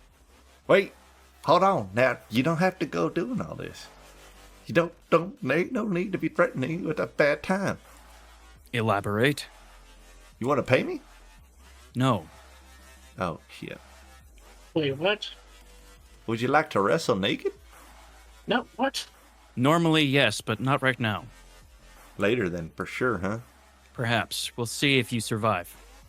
Oh, shit. I mean, we'll see what happens later. Now, are you going Well- to do it with or without the water? Hold on. Let me think real quick. Now, is anybody going to be touching me? Like, are y'all going to clean me real good? I'd rather chop off both of my hands. Also, I mean, you said that you can't go out into the fucking woods until you're clean. So the standard of clean is up to you, my friend. Oh, shit. I'm clean all of a sudden. Woo! You did All right, it. let's.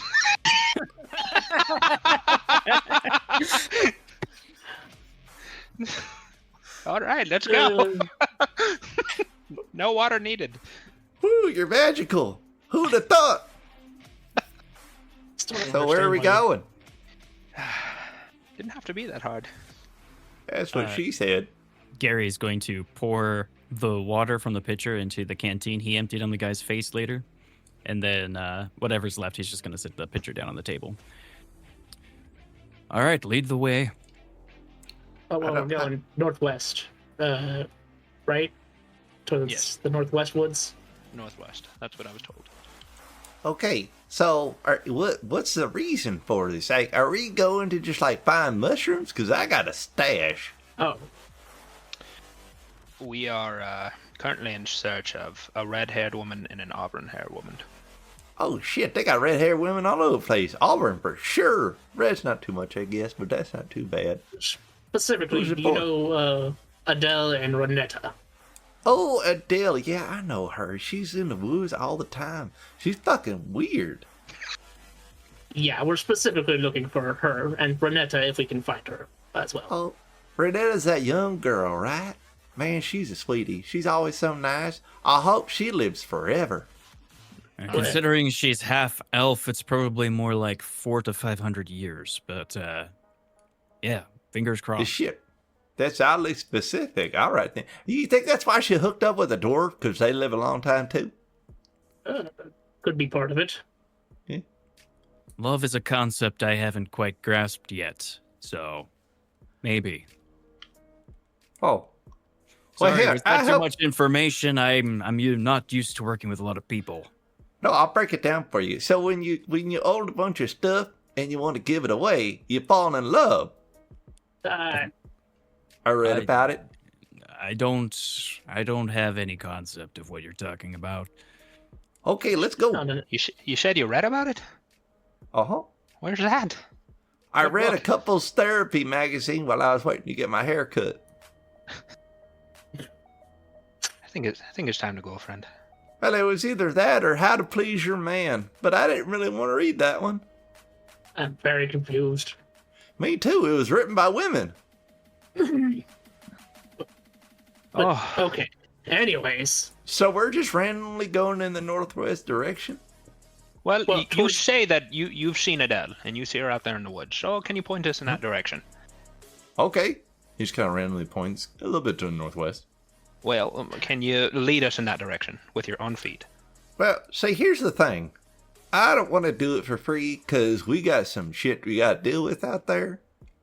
oh, that's why you're talking about payment. Okay, got it. This makes Yeah. so much more sense now. Yeah, I want to find Renetta as much as the next person, but I want to do it for free. I imagine Renetta's husband would pay handsomely for the return of her, his wife. I'm Yeah, sure he- that there is an award being awaiting for whoever helps us. Allie, this sounds like a roll.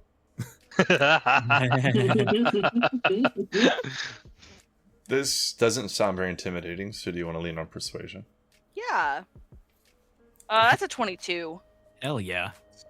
He nods as you talk. You know what? Yeah, you're probably right. Yeah. Yeah. And his daddy's a forge guy too. That's pretty cool. Exactly. They got money.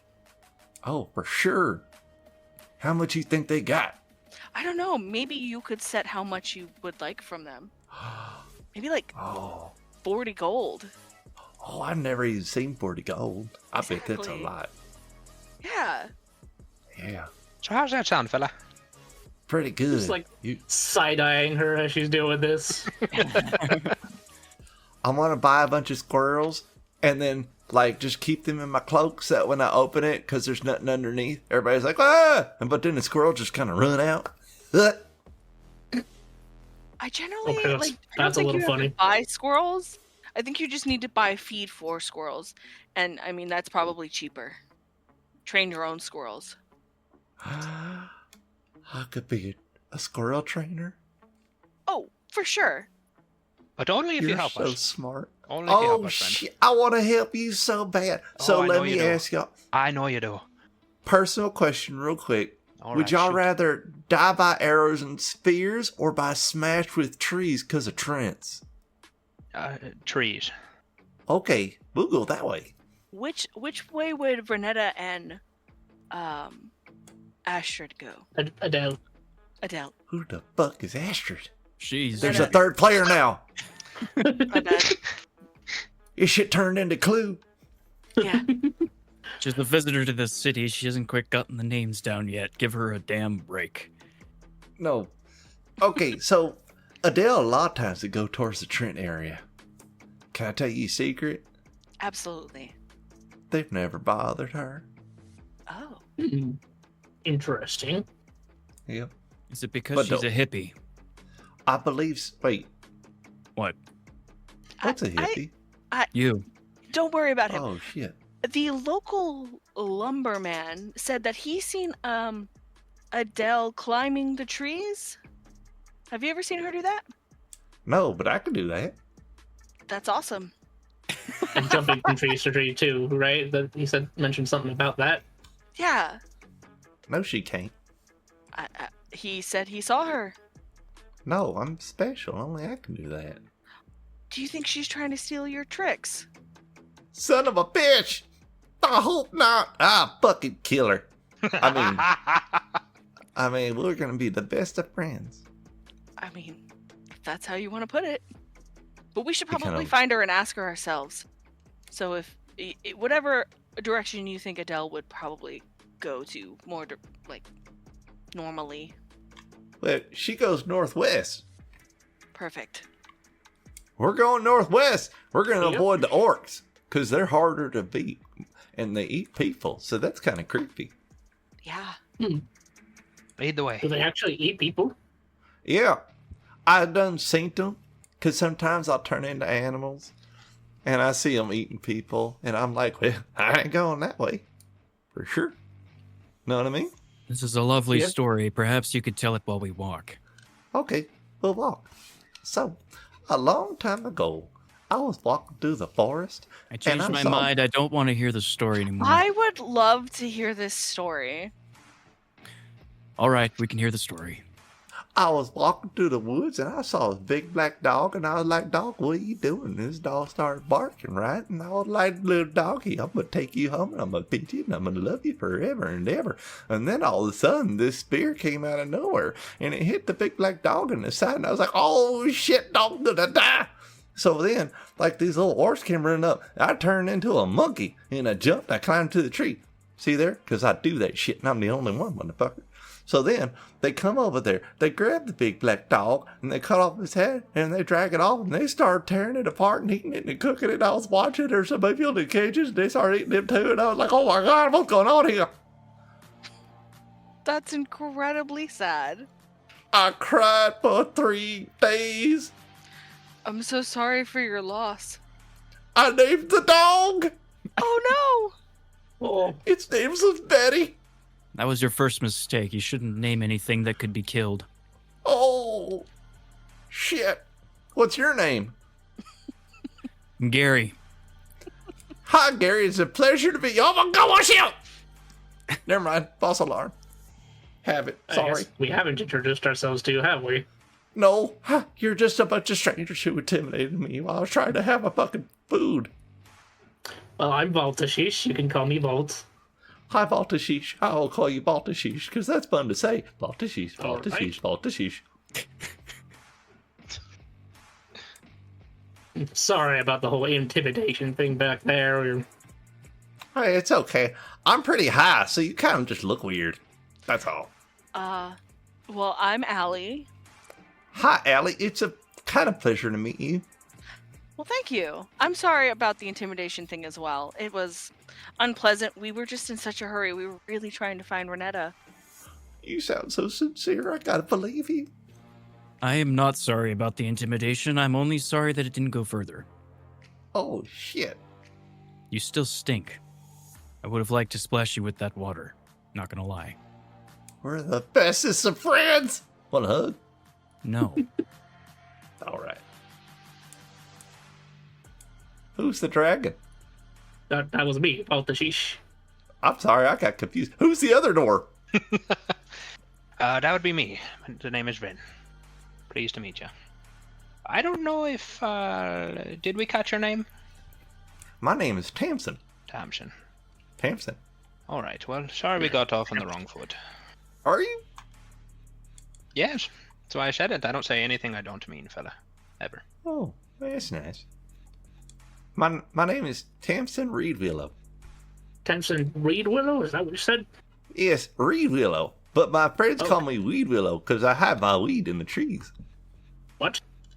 I hide my weed in the trees. Oh, okay, got it. Yeah, you can't keep that out in the open. If people know you carry, they tend to try to take it. Well, Tamsin, is anything else before you want to depart? Well, we're walking, aren't we? Yes. I thought we were already leaving. I'm sorry, I misheard the situation. Are we on the woods right now? I thought we were on the path of walking. Indeed, that was my impression. Oh, were we? Yes, I told him to walk and talk. We've been walking for about 10 minutes now. Oh, Yep. well, you I'm know, that already pipe ready weed, for a nap. That pipe I'm- weed gets to me. I'm I got mushrooms. relatively concerned about the fact that none of you have paid attention to the fact that we're literally walking right now into a dangerous territory with potentially lethal trees. Ooh, lethal tree. They're pretty lethal, yep. He's right about that. But remember this, they're a little slow. Okay. So as long as you keep a distance and run, you'll be alright. Does fire hurt them well? Oh shit, yeah, they're fucking trees, man. You know what I mean? Yeah, okay, I'm good. I forgot y'all were on the map. So I added Tamsin because apparently he's coming. Yay! I forgot y'all could see what I'm doing, so I was like, doo-doo-doo. Except It's for fine. that you've named him Yamson, so that's his Oh, name. Yeah, I shit. was looking at that. Yemsen. let me zoom in. It sure did, didn't I? That Sorry, was just Tamsin. an inside joke. All right. So you guys come up in, I don't want to say clearing, but it's less trees. There's a small dirt road that you can kind of follow, and he hasn't been following the road mostly. You saw that he went parallel to it by about 100 yards, but he kind of scoots closer to it as he comes up to this clearing type area, and it looks like a huge gap, almost like a river in the woods itself. I don't know why, but this part of the woods right here, that's where these trees that come to life are, and it's almost like they're surrounding this area. But I don't really know how to deal with it when you're not an animal. I'll turn into a cat and I'll be just fine. But what do you got? A I got really fire. nice guide. I'm sorry, one more time. A really nice guide to lead us through the forest and not leave. Oh, yeah, that ain't gonna work. So they're the trees, and I cannot intimidate a tree. I don't know if you've ever seen a tree, but they're really tall. I believe in you. Okay. Do you, you know what? do you speak tree? I do speak fucking tree. Excellent. Then simply tell the trees that we mean them no harm, and we simply need to find the herbalists, and we'll go about our merry day. But I'm an NPC. Okay. So he's never dealt with these. Treants, you called them, right? They're called treants. They're Treants. tree people. Perhaps then somebody who is If we good can- at talking can find the words, and then you can just translate. You know what? That's acceptable. I like this. I'll go along just in case something bad happens too. Well, we're all going. We should all go. I Okay. don't trust. No offense, sir. I don't trust this guy to not just run away as soon as we're not watching him. That's not what I was talking about. That I was talking about if. Whatever. Also, I suppose if the trees just try and kill him, we should probably be there to defend him. Yes. I feel like this has escalated a little bit, but all right. I'm trying the hopefully that peaceful won't option. happen. But just in case. Well, all right then. What you want to say? I guess mostly that we just need to pass through to find someone, right? Miss Allie or whatever band that you joined up with, one of you two seem to be good at talking to people. Yes, I could, I could talk. I'm not that great at talking to people. I don't know. I could talk, and I mean, any language that I hear or see signed, I could speak too. So Oh, good. So you can talk to the trees directly. I just don't know if they speak an actual language or not, or if it's more of a series of grunts, or I've never dealt with that before. But I should be able to, theoretically. Yeah, they definitely speak. They do. They speak tree. Well, surely I should be able to speak it then. So Some of them can understand Sylvan. Do you speak the language of the skinny people? Well, I would have to hear it in order to speak it. Huh? Tamsin, right? Tamsin, yeah. Okay. Yeah. Why don't you tell my good friend here that same story you told us earlier, but in the tree speak, so that he can hear what it sounds like? Yes, that would be great. Well, you see, what happened one day was I was walking through the woods and I saw a big black dog. I walk up to this big black dog And he regales you with the entire story. In Sylvan. All right, I can speak Sylvan now.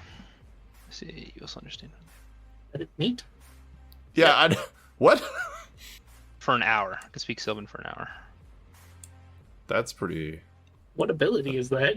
Comprehend languages. Oh, okay. Does that let you speak it? You know what? That's what I'm kind of reading right now. I was about to say, like... I think I just understand it. Fuck. Yeah. Yeah. Yep. So he tells you this entire story, but you can't still speak it. You want to hear it again? Well, would you look at that? I understood all of it, but I can't reiterate any of it. I don't know. Try. Let's hear you talk. Talk, Sylvan. And I try to speak in Sylvan while failing miserably. I don't really think any of that was Sylvan, but I think the third word there was food. Are you hungry? Not at the moment. Oh shit. All right. Then no, I don't know what the fuck you said. You know what? Why don't one of you say something and I'll translate like you said before. All right. All right. All right. This is going to go so well. Hey, just in case it doesn't, go free my birds when you get home. All 18 of them. Your birds? My birds, man. You know, my birds. Do you have like a pigeon coop or something? No, they're just various birds. They're all my friends. Sure. Alright. My wife's a parrot. Didn't need to know that. Is there an area that they live? In my home. Where's your home? In the city of Timberhollow. All right. Is your house that shitty old shack that's sitting up at the corner of, like Main and 13th? He gets excited. Oh my god, yeah! How'd you know? I hate that place. I wish they'd ripped it down years ago. Oh, It's an eyesore. all right. it takes some getting used to, but you know what? It's home, and home is where the heart is. All right. Yeah. What you want me to say? What else? One of you has to choose to talk, because I don't think I'm going to say anything polite. Oh, to the trees? Yeah. It'd basically be, to, let us get through safely, grant us safe passage. If, maybe they've seen Adele or Renetta in the area, So you want me to ask for safe passage to let us through, and then ask them if they've seen Adele or Renetta? Well, I mean, you could, because they probably don't know them by name, obviously. Maybe you describe the way that the women look. Okay. Give me 1 minute. All right. Thank you very much. He starts yelling in Sylvan out into this open kind of clearing with sparse trees and a small group of rocks ahead of you guys to the left. And probably it takes about 5 minutes of him gesturing and speaking this. You've probably heard Sylvan before, and it's beautiful. But not when he speaks it. It's more like a bird chirping. And he, every now and then will turn around and, hold a thumbs up and then go back to it. Who would like to roll the persuasion check? At disadvantage because it's through him. I'll roll it. Why not? You got this. Can I Nice, give yeah. him advantage by What are you also gonna do? whispering by helping? So while he told him what to say, you're whispering in his ear stuff to say instead. Yeah, trying to critique like the words. Being like, no, say Ad-libbing. this instead. Yeah. So you want me to just roll a flat roll? Yeah. Yep. So I got a 14. A 14. Mm-hmm. Yep. 14. With a 14, you do not roll for initiative. Woohoo! I didn't think it'd be hard to convince trees to be nice to it. You see a few of these trees kind of step out from groups of trees as they make themselves visible, and they just kind of look at you guys as you can walk down the path safe enough. Okay. Did they tell you anything about where the ladies may be? They said that they haven't seen him in a while. Adele usually goes through here because, she created them, but she ain't been here for a while. I'm sorry. We're going to have to backpedal there. You said Adele created the treants? Well, that's what they said. You see, she has this ability called animate trees, Interesting. So and I she was can use right. it once a day. She's some kind of Definitely. magic user. Yes. Well, let's go. Interesting. Very neat. I mean, who can't create trees to life? I mean, come on, that's magic 101. Oh, really? Like, Why don't you show us how to do it then? He points Gary. at a normal-looking tree. Make that one come to life right now. Do it. I can't do it while you're watching. You're making me nervous. It's okay, Gary's just an asshole. I agree with that one. I'm just saying he talks a big game. He might as well show us what he's got. I don't play games. I have I'm always picked last. It's all right, buddy. I even get stage fright, even at my age and the amount of shows that I've performed. When I was in school and we would play kickball, I was picked last. Below the gnomes. That's so horrible and so rude. I know. They couldn't even kick. The little nubs just kind of went back and forth. Okay, that was racist, so let's not. Let's Oh. backpedal. Hold on, I'm trying not to laugh. If you Okay, I'm good now. had simply done better, maybe you would have gotten picked sooner. Life's not going to hand you anything. You got to take it for yourself. Oh my God. Hard You work. sound like my dad. That'll get you what you want in life. Hard fucking work. But I could turn into animals, so I could just turn into a monkey and then steal stuff. I'm not saying I do it, but I could. I don't Alright. recommend a life of crime. Oh. So Is that because the law's a bitch? Yes. Yeah. Oh man, I tell you what, every time I turn into like a horse and I'm walking through the streets, they see me rolling and they fucking hating. Probably because you shouldn't be rolling if you're a horse. Oh, I did hit a few people. Yeah, all right. All right. So they mentioned they haven't seen her recently. Interesting. So are we going through the Trent territory? Like, are we Yes. good here? I think so, right? Let's We keep don't- on our current pace. I mean, we have still got a direction to go in, right? Yes. Yeah. Well, let's try and keep an eye out for any signs, I guess, that she might have passed through here. Think that's a good idea. What kind of sign?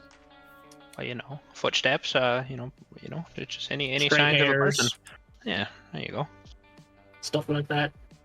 So why do you think if she's all cool and stuff, kind of eyeballs Gary? Why do you think she took Renetta? Sorry. I was just gonna say, from what we understand, she was a jealous type. Maybe she got pissed that Renetta was spending all her time with the boy instead of doing good work at the herbalist tent, whatever you call it. The fuck is an herbery? I assume that's where they use herbs. I don't know. Like a brewery? Herbalist brewery? I work Herbery? in a mine. Okay. That's actually a really good one. We should coin that. Herbery. We're gonna make alcoholic herbs. I think you're onto something. But yes, I mean, we have working theories as of now. Maybe love triangle. Been in one of those. Just one, huh? 1 of 9. Well, 2 of 9 technically, but Goodness, your relationships. How'd that end? Yeah, well, I thought that I could, date both of them at the Divorce. same time. And, there's just not enough Rin to go around. So, yes, Ali was correct. It ended in divorce, two divorces, actually. At the same time? At the same time, yes. Not proud of that one.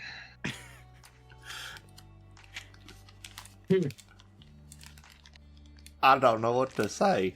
Allie, what do you do for a living? In between jobs at the moment. Unemployed, huh? Oh. Yeah, I had a job. I didn't want to do that anymore, and now I'm finding new work. Do you know how to Here swing in a this town. pickaxe? I could get you a job in the mine. It's good hard work, good pay. Allie lifts her really skinny arms. No, I do not. That's fine. We could always get you on a workout regimen and get some meat on those bones. Yeah, no thanks. You seem Fair. like a dick to work for. Damn. Fair enough. I drive a hard ship, and people respect me for it, but I don't need them to like me. I don't know if it's respect as much as it is fear, my guy. They're two sides of the same coin. And you're not pro-union? No, fuck those things. It's because you're management, correct? They're always trying to tell me that I can't just make people work 16 hours a day. It's like, what the hell else are they gonna do? Oh, They've got no lives. They're here to work, damn it. I was gonna say maybe they'll live, but apparently we don't share the same. Work is life. If you'd known that, you'd be very well off. Like me. Not poor, but Sure, kid. when I was a young boy, my pa also wanted me to work in the mines. It's just common. But I told him that I wanted to, go down this route, and I haven't talked to him since. So I kind of know what you're getting at. But We lose more good dwarven boys to a life of pleasure and hedonism. well, I can't blame you there. I like Gary.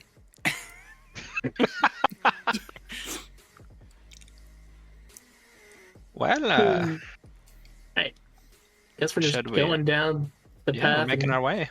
Yeah, start walking. You're not sure if it's because of the time, because of the thickness of the trees, but it seems to be getting colder and darker, and there's almost a mist in the air as you walk. And it doesn't happen like all of a sudden. It's kind of like slowly over time, like it's dropping like 2 degrees every 100 feet. But it is decently noticeable as you kind of look around and think, I wonder how long we've been walking, or if we're going the right direction. Is there anything you guys would like to do as you traverse these darker and more misty wood area? It's too dark, I'm going to cast light, but also just generally look out for any signs that Adele might have come through here. It's more of like a pre-evening light. Like there's some light, but no direct light. So Okay. you can see just fine. It's like an eerie darkness around. Yeah, I would definitely want to, look for signs. If I could roll like a perception check or something. Yeah, go ahead. Roll a perception check. What signs are you looking for? I just want to see kind of like what we were saying earlier. If I could find any muddy footprints or loose red hair or something like that. All right. Maybe rustled bushes. I will assist him. That's a 19. Do you want to roll with advantage to see if you do a little bit better? Sure. Since Why he's not? assisting. Let's do it. That's a 21. A 21. You see footsteps, but they are not humanoid. Ooh. They look bony, almost like a human almost like a human footprint, but there's claws at the very end of them instead of toes. Thompson, you mind having a look at this for me? I mean, you are the woodsman. I forgot that was me. Yeah. I was gonna drink, my bad. I was like, go ahead, Tamsin. He kind of like runs his fingers over it. Well, I don't know what this is. I ain't never seen nothing like this before. What do you think it is? Well, I will say that the woodsman that we talked to did say that. I don't remember if it was either Adele or Renetta, but there was something distinctly different about them. He went as far to say as non-human. Maybe this is the exact type of thing we're looking for. What do you think she is? Oh, I couldn't tell you, dear friend. Allie might be able to tell us, because I was looking at her character sheet, and she's got all the skills possible. Psst, Allie, wake up. Yeah. Hi. Hi. Would you please roll a history check? Sure. I have them. You have all of them. That's All not the true. histories. That's what bards are for. Bards have all the 23. You even have athletics. Yeah. And you have a 0 strength. It's funny, Yeah. history's Oh. actually one of my worst stats. 23, Jesus, Becca. So, you're looking. You got a good passive perception. You're watching this little obstacle course take place. You're like, I hope they fall. You see her push or tell Javon about something, or I'm sorry, cease to tell him about something. He gets knocked over. They both laugh. Haha, cute. But then whenever he does get knocked over for real, and he doesn't look happy about it, and she's pulling away, she exclaimed, I don't want to be your sister, right before she disappeared. Your sister. Mhm. That's such a thing to say to Fiance. her husband, correct? Was that not her husband? Well, he was knocked to the ground and she was looking up towards something that wasn't there when she said it.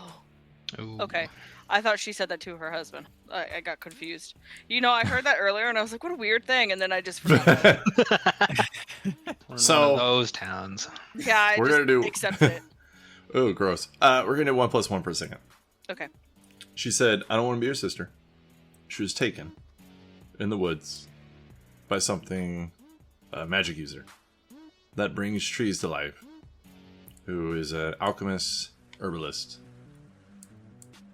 who apparently is a young-looking, beautiful woman, but then she climbs and jumps from tree to tree, according to the lumber guy. Hmm. Is it? Oh. I don't know if Allie would know what this is. She rolled a 23 history check. Oh, it's a Baroxa.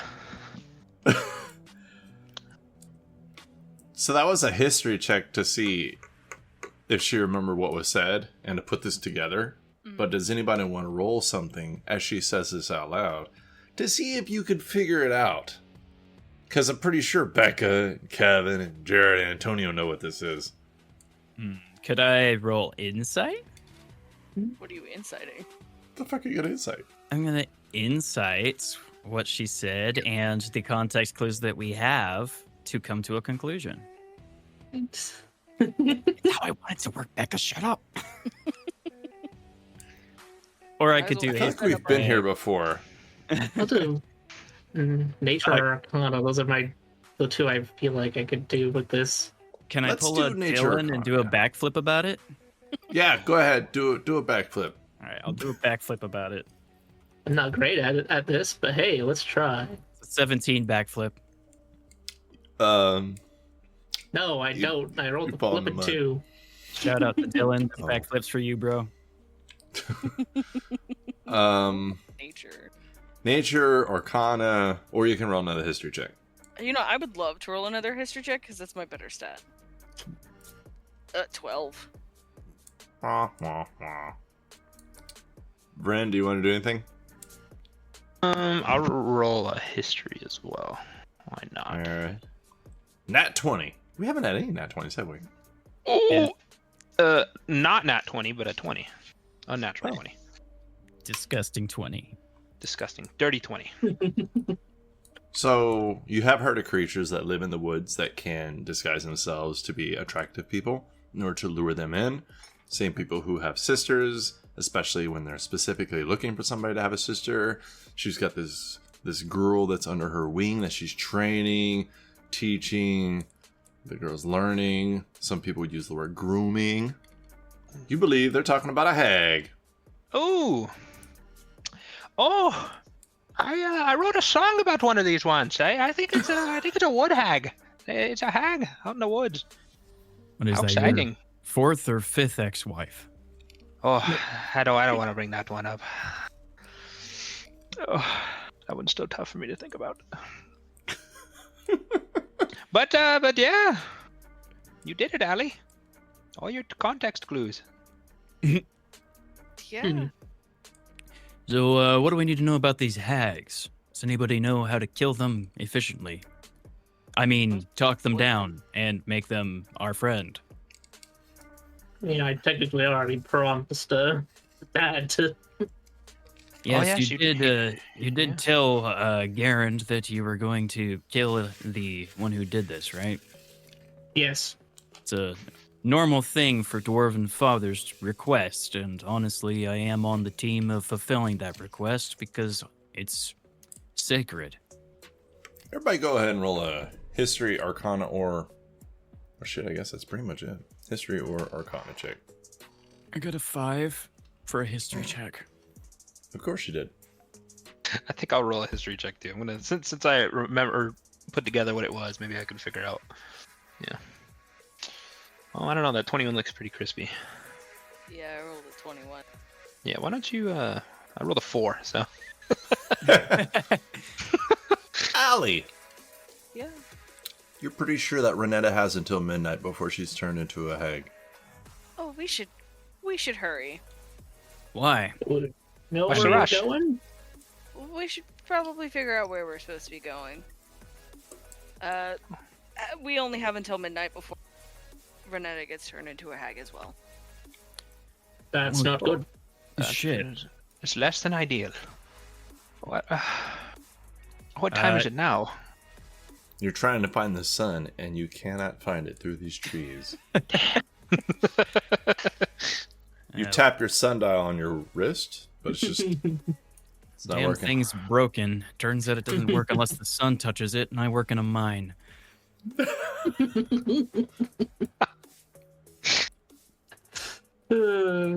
Tamsin, do you know of any hags? Have you ever seen any hags before? I guess I could roll, but let's see here. Where's history? He didn't have it. I'm gonna roll a d20 and add 1. Okay, here we go. What's a hag? Oh shit, that old woman that's really ugly that lives on the corner. Man, you give her $5. She'll... No, that's Edna. We don't talk about Edna. My bad. Well, guess our best bet's try to. Maybe we got some tracks, so. Yeah, no, we found Fine one footprint. tracker. Maybe there's more. Let's double What's a time it hag? then. Let's go. We'll see. We'll show you when we get there, Tamsin. Well, okay. You know, We're going through the woods. We're all friends. We're going through guess the woods. what I'm We're saying is I gonna want to be- try and actually track down where, try and follow. Take the lead. Yes, follow these new tracks that we have discovered. Go ahead and roll a survival check. Are y'all helping him since I'll help you're him. involved? All right, so roll it with advantage. Yeah, first one, no. Yay, that's a 21. First one was like a 7. The second one was a 21. So you're able to follow the tracks, and you're able to close the distance fairly quickly. And before too long, you come upon... If I was better at this, that would have been real great. Da-da! There we are. You come upon a hut, a large hut. The outside of it almost looks like it's made out of some kind of cookie. It's got kind of a ginger smell to it. It's very strange. My God, this house is a cookie. That is. Why? If I knew anything about hags, this would make a lot of sense, but I don't. Put you on the trees a little bit. I don't. It doesn't make much sense in any way. I don't think. I don't understand. Approaching it from the west side is where the front door is, but you can see there are a few windows around it itself. Pretend you do not see the ritual circle with the person in the middle of it. I don't know what you're talking about. I just see a house There's with nothing cookie there. walls. Yeah, just a house with cookie walls. Cookie house. All right, this is fairly straightforward. We'll just have to eat our way in. We can try the door. Or we could Sound try the... galleries. I kind of like Gary's idea. I mean, I'm kind of hungry. We could try It the does look door if you decently want delicious. to. I'm just saying the walls look edible, and I'm hungry. How about Yeah, we they- try We the don't know how door? Thick And then or we hard the eat. walls are. Yeah, that's a good point. They that's a also good look point. filthy. I do have questions about how she maintains structural integrity with walls made of potentially actual cookie, especially in Same. She's a hag. It's magic. magic. Magic, yeah. I wonder All right. what the cost effectiveness of cookie structure is. I'll have to look into that. So are we walking right in, or are we going to try and do this in a sneaky way? Well, I not very sneaky if I'm being honest. I think you always follow the golden rule. Just sneak until you get caught, and then improvise. I'm more of a direct approach kind of guy myself, but I can hang back for a minute if you guys want to get the lay of the land first. Yes, I mean maybe there's a window, or There's we'll a get number closer of look. them. He points out the windows. Oh, there you are. No doubt made of some kind of blown candy sugar. I feel like Very that's a astute. stretch. I'm just taking guesses at the nature of a candy-built house, and blown sugar sounds like a reasonable idea, but fuck, I don't know. Maybe they're glass. Probably not the brightest idea, but could get us some insight on stuff. What if I just went and knocked on a door and act like a weary traveler, and maybe you guys could break in from a window or something and see if you could find the girl before she's turned into a hag. Mm-hmm. Feel like we want to be a bit sneaky about going in the window because if we break it, she's probably just gonna hear it. Yeah, well, I could do my best to, maybe I'll play her a song or something. Keep her entertained. That's what my mom always says I do best. Perhaps you'll find your 9th wife. Ooh, And- don't tempt me with a good time. Yes, 10th. Thank you for listening, Ali. Ali really gets me.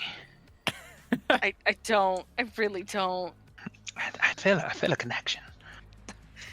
All right. Anyways. Anyway, I'm just is shooting this from the our hip here. plan? Yeah. Anybody have anything else or? I have a hammer and I can break down a wall. It's made of cookie. All right. Well, Might not be able to if it's magic, but let's go for it. And if it's cool with everybody, I'm gonna make my way to the front door. I guess we're doing this. I will. I'll just move a little bit closer in towards the edge of the trees and wait. To see Yeah. what happens. Yeah, so everybody Is this the go front where you're door going right to here? go. That is the front door. Awesome. Perfect. Go where you guys want to go, and then that way, in case you got to roll initiative, that's where you'll start from. Oh, Maybe at least kind of close to the. that's the wrong button. There we go. Allie's got a little closer in and is like hiding in the trees. Can I roll a stealth check real fast? Yes, if everybody would like to, that'd probably be helpful.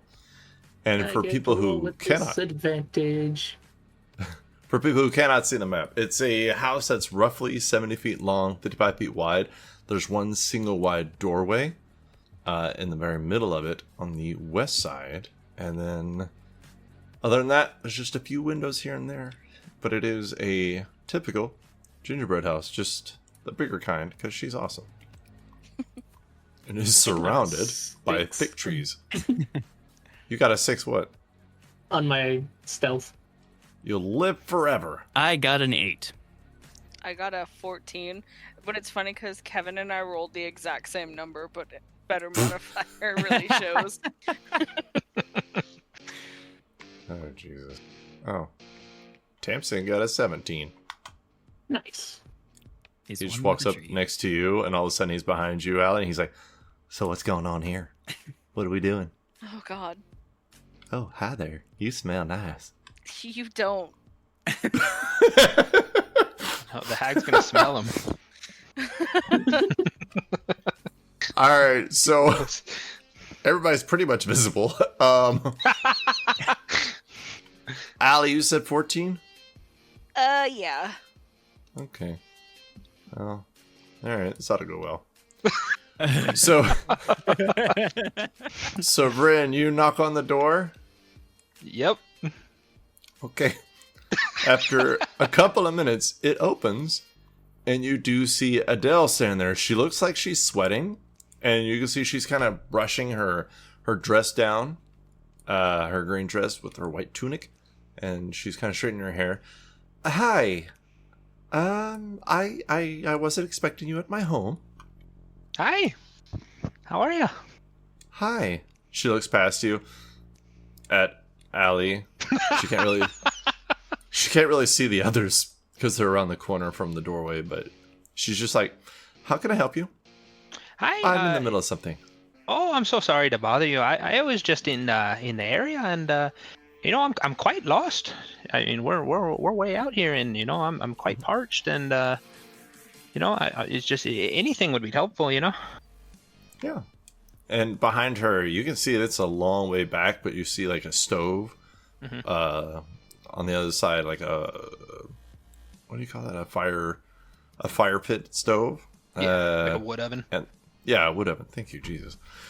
You can see a wood oven on the other side of her little home, and then in the very middle of it, you can see a small dining room table with like little mushroom toadstools as the chairs. And you can see the places are set, like it's neat, and she's expecting guests. She says, well, I don't really entertain people, but if you'd like to come in just yeah, I can invite you in. Yeah, Oh, you can have yeah. something to drink. I would love that. Okay, come on in. She like steps aside. All right, I'm gonna go. Okay, she says, go ahead and sit at the table. Sneak up now, or I am so You hungry. guys see that she walks away, and even though she's not close to the door, it shuts. Gary all looks right, time over. to try and get in. Gary looks over at Allie and gives like a shrug. Tamsin says, Is that part of the plan? This doesn't seem like a good idea. I don't I'm think gonna that's start making my plan. way to a window. all right, friend, she invites you to sit down, and she kind of goes over towards the stove, and it looks, or the oven, and it looks like Before she's I getting. sit down, if you wouldn't be so inclined, oh man, I am in dire need of a restroom. Could you point me in the right direction? She sees you kind of take a left at the table, and she's like, "Don't go that way." I'm so sorry. I'm sorry. No, Sorry. I have private things there. I have my womanly things there. Oh, you only have one restroom.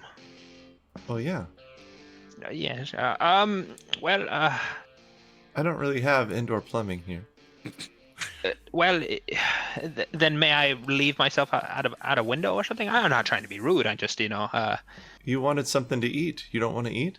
I want to eat so bad. I just need to use the restroom. You should sit down. I need to use the. I can't. I mean, if I ate right now, there's no more room in the tank. You should sit down. You kind of hear echo in your head of it as she says this. Oh, Would you make a charisma saving throw for me, please?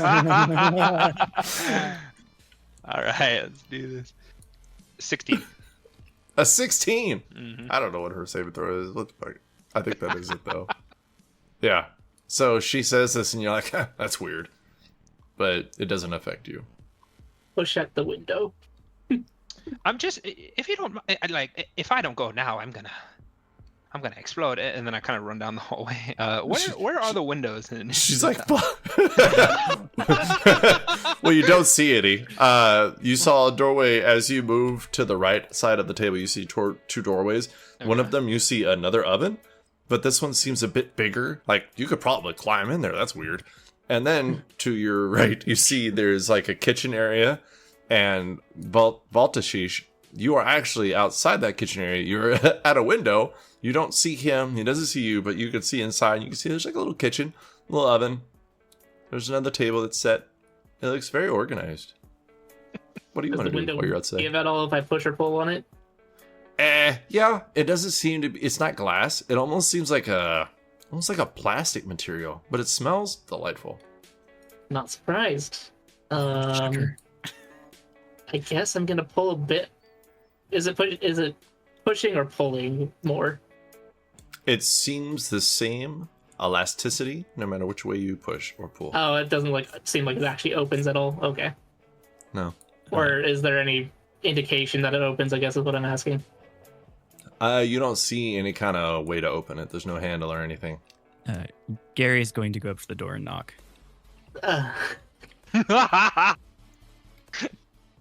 You don't get an answer.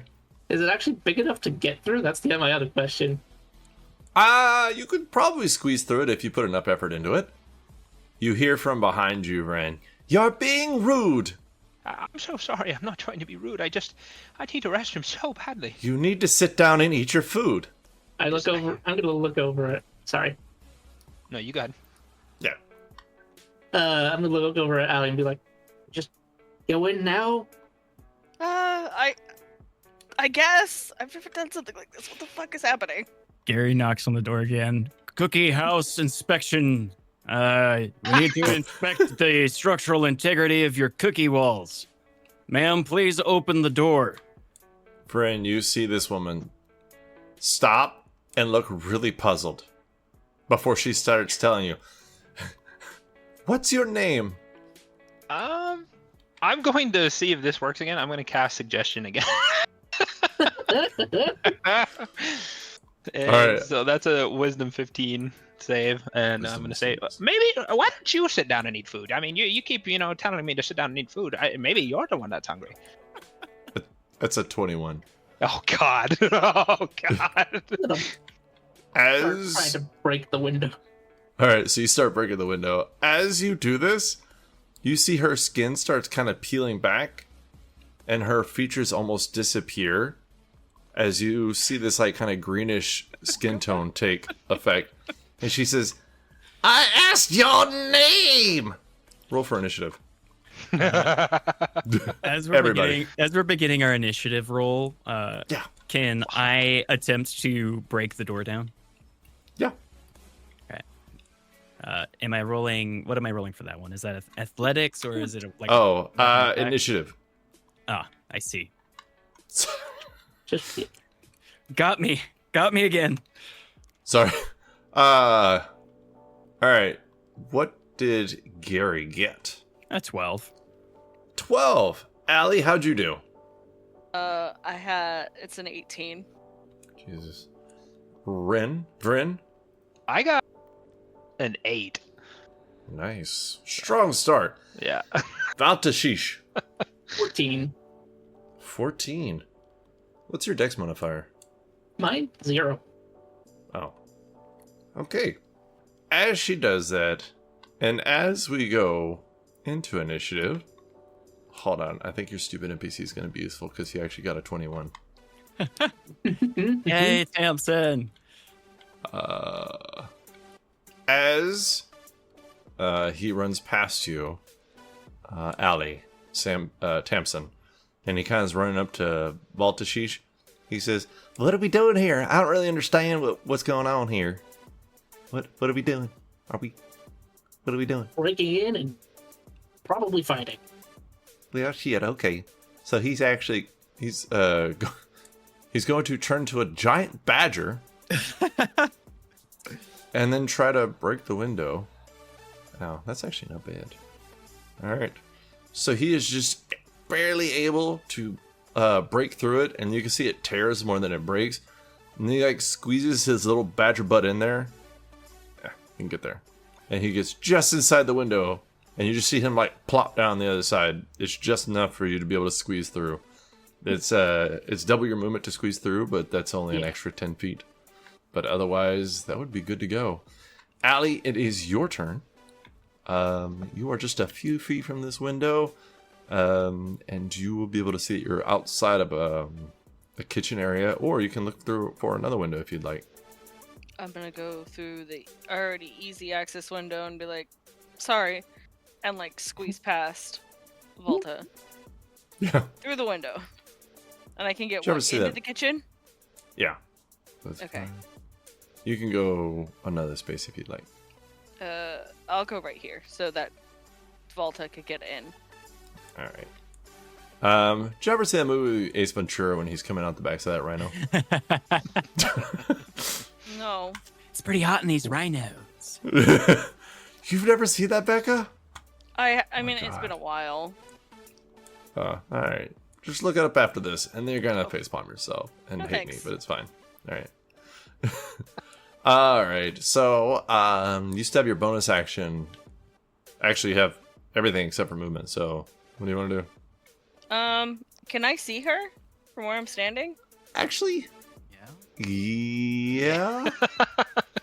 I'm gonna say real barely because she's through the doorway, around the corner, past Bryn, but you can see there's like a creepy looking bitch over there. So you may not even know you may not know that she's even in here. You just see the creepy looking woman. Right.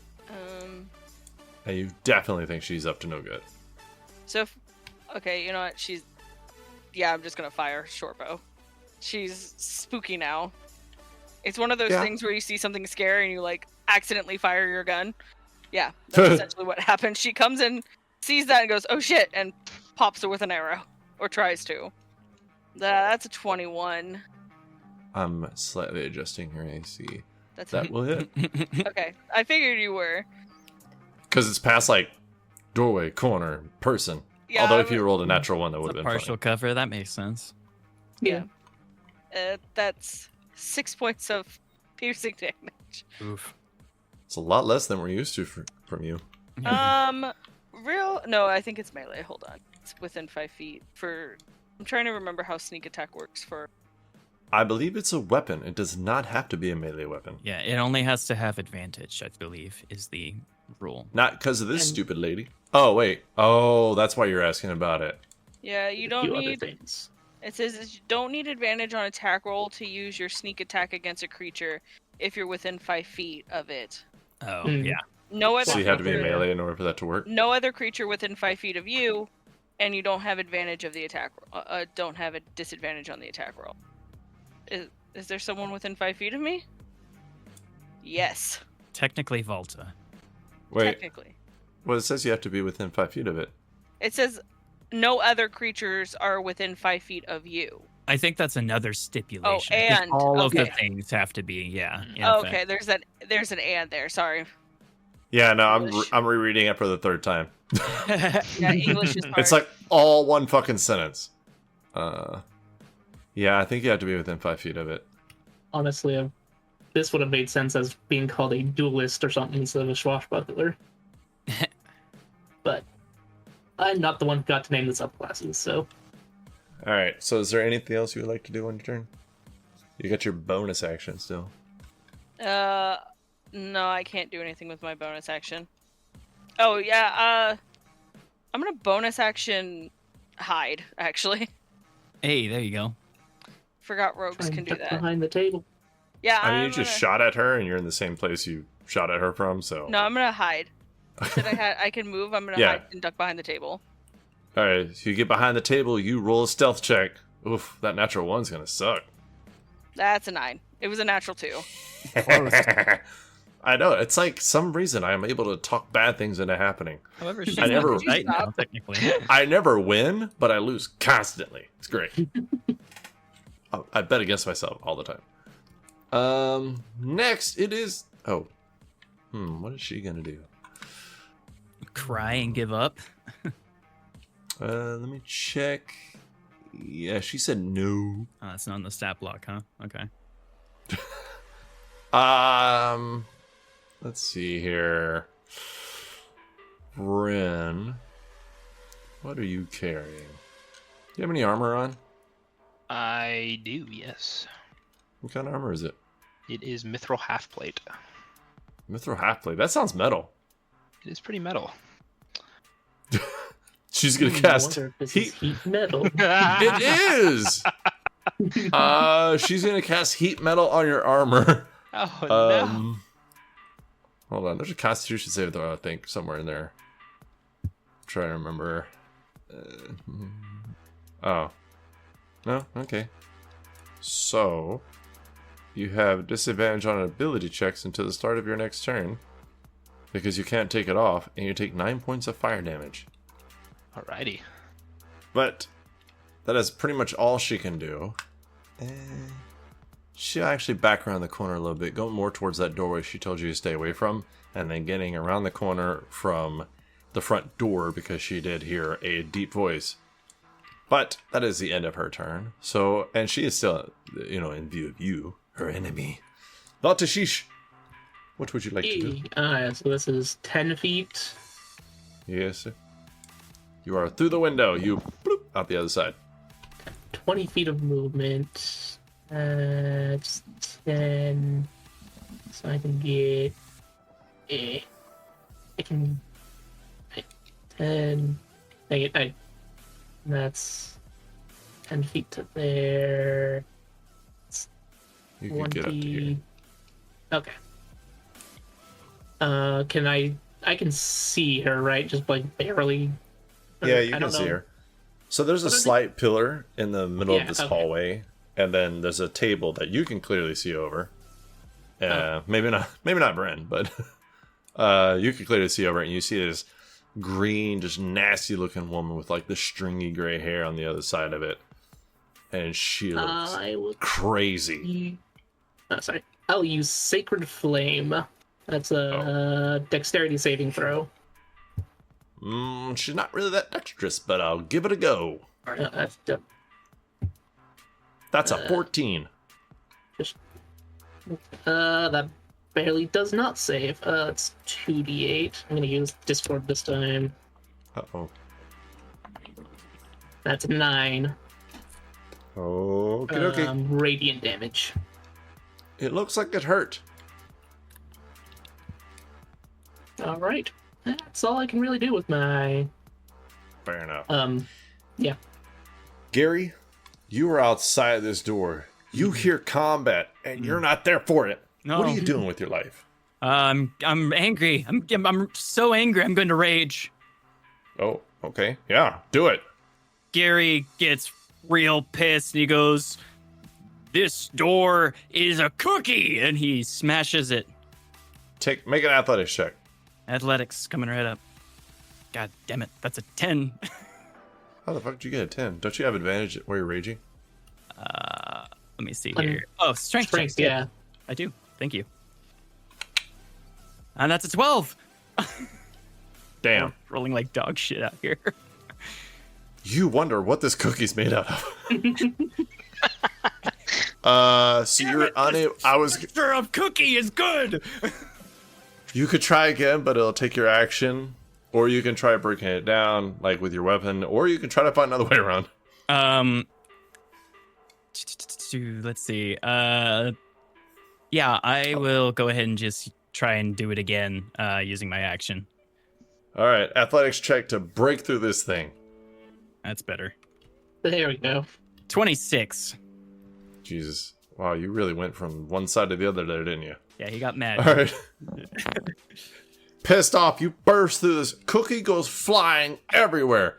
And then you see it's so nice in here. It smells good. It's so neat. You see the table, the oven across the way. It's very far away, but it's fine because you can run so far with your long legs.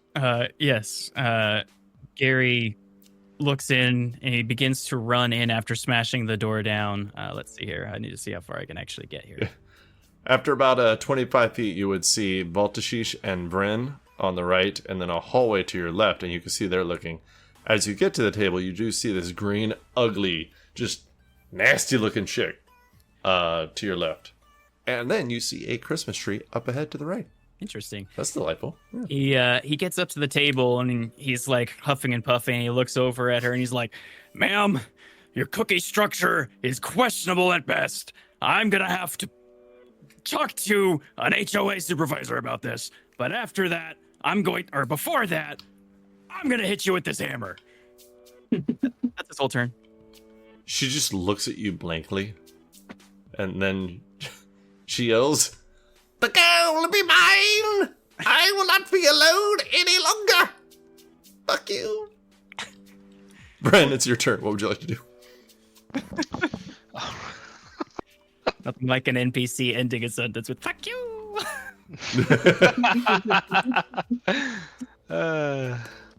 All right. Well, I got disadvantage on ability checks, correct? Yes, sir. So if you try to perceive her mood, you will have disadvantage. But I'll give you that one for free. She's angry. That doesn't work for attack rolls, right? Those are completely different things. Ability. Yes, sir. Okay, cool. Like if you went to grapple her, you would have disadvantage. I forgot Gotcha. when I entered my rage, I have to roll for the wild magic because I'm a wild magic barbarian. Oh. Oh, yep. So I'm gonna go ahead and roll Yeah, a D8. Since that's so rare, why don't you tell us about that? What is that? What's gonna happen? Yeah. So he doesn't know why, but whenever he gets so fucking mad that he just can't hold it back anymore, literal magic explodes in various ways all around good old Gary. Today it's a 6. Which means until the rage ends, he is surrounded by multicolored protective lights. He gains a +1 bonus to his AC, and while within 10 feet of me, my allies also gain +1 to AC. What the fuck? He runs in and he says that to her, and there's just like literal fairy dust sparkling around him. It makes him look very pretty. Well, that's different. All right, fuck no. Well, all right. All right. Well, The beauty has come. Both of you guys, Volta and Vryn, you guys have +1 to your AC while you're within 10 feet of me right now. +1 to my AC. Thank you. Yep. All right. So I will cast Shatter directly to the left of her. That's square to the left of her. And that is a con save of 15. That is an 8. Does it pass? That does not pass. Oh. And so, a loud noise erupts from a point of your choice within range. Each creature in a 10-foot radius sphere center there makes a constitution save, taking 3d8 thunder damage on a failed save, or half as much on a successful one. Construct has disadvantage on the save. Non-magical object being worn or carried also takes the damage. Okay. Let me roll Holy shit. my damage. 3d8. That's actually a lot for a second level spell. Oh, Yeah. 14. Oh dear. 14 points of thunder damage. Yeah, she like grabs her ears. You see a little bit of blood coming out her nasty looking green ears as she grabs at them, and her staff that she had before like just splinters into different shards of wood, and she looks at it all sad. And then I go, I didn't want to eat your food. That's what you get. And then for a bonus action, I will give Gary bardic inspiration. Oh, lovely. And that's 1d8. And then it's a little bit different because of my subclass. So it also has this thing called Mota Potential, and it has a bunch of shit when you use it. So I'll just pay attention to that, and I'll let you know based off what you do. What did you do for the bardic inspiration? Wait, what'd you ask? What does the bardic inspiration look like? Like, what is the actual thing you're doing? Oh, yeah, good point. So I'm going to strum my lute while I am currently being burned to a crisp in my armor. And I'm just gonna say, Gary, she was trying to make me eat food I didn't want to eat. Fuck her up. How That's could pretty you funny. do this to such a wonderful bard? His music's so beautiful. And I'll end my turn right there. Alrighty. Top of the second round. Tamsin the Badger runs up to the doorway, runs through the doorway, keeps going, runs up a little further to be even with Vryn and Valtashish, then looks at everybody, encouraged by the strong people and personalities around him. Then he double moves to run up to her, gets closer, and takes an immediate right to go a different direction as he starts running away. All right, Allie, what do you want to do? Allie is gonna get out from behind where she's hiding. Let me make sure and then I can get like right to the door. Yeah. She's gonna get like right to the doorway. Can I still see the hag from here? No. Okay, I can take one step out. Yeah. You see Gary, Valtashish, Vryn. Oh, this... God, looking at her directly is so awful. And she's gonna pop her again with her bow. Gary, on the other hand, is simply radiant. I'm see so all these lights? distracted by the hideous monster. I'm not even seeing the beautiful fairy dust. That's a 22. Yeah, that'll hit. Yeah. Sneak attack. That's fine. I was not hiding. 11 points of piercing damage. Jesus. I rolled max. Let's go. Woohoo! Damn. All right. And that's the She end of is my turn. hurt. Wait. Not the end of my turn. Mm-hmm. Bonus action hide. Like I'm ducking down between. Hide behind vault. Pretty much, So yeah. You want to shoot at her, stay in the same spot, and then be like, I'm hiding. I can't move anymore, so yeah, I've ducked. I've like squatted down. Okay. I'm going to give you disadvantage on this stealth check. Just That's because she's looking right at you. That's okay. Like, what the fuck? See if I roll worse than this 13. A 13. All right. Yeah, you shot her, then you ducked down. So at least you'll probably... I may give you complete cover. Yeah, I'm hiding behind a dragonborn and a very beefy dwarf. Question mark? Question mark. Todd. He's very The tall bard? for a dwarf. He's the stockiest bard there is. I can tell you that. That's the end of my turn. So, she's going to... Yeah, that could be fun. Let's do that. Oh. She's going to yell out, Another sister! Good! Come join us! We will be complete with you on our side! Would you make a wisdom saving throw, please? Who? Oh, you, Allie. Okay, I just had. Sorry. Okay.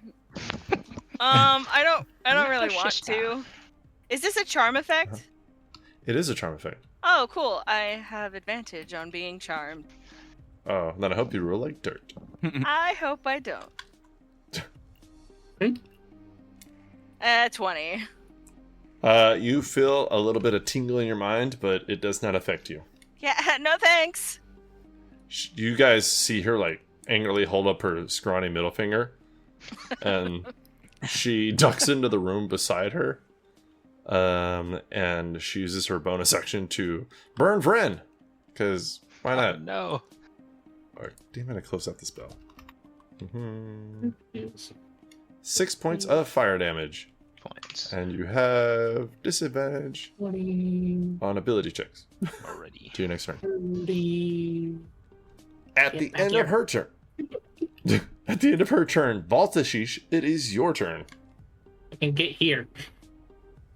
You see inside that room that she is kind of standing over this woman who looks like she's unconscious, laying down in this circle with 3 candles on all sides of the circle. The woman herself looks unconscious. The hag looks like she was leaning over this woman with her hand over her. Just and then kidnap people. Who said? Me. I'm going to cast Toll the Dead. Oh.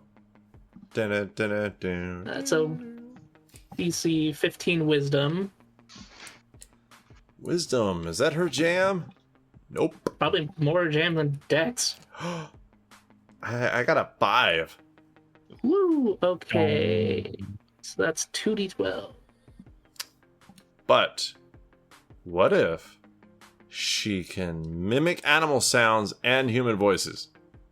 Does that help me here? That's cool, but Does she scream like a squirrel when she's getting told so dead? that's 13 necrotic damage. Oh, dear gosh. She is bloodied now. That hurt.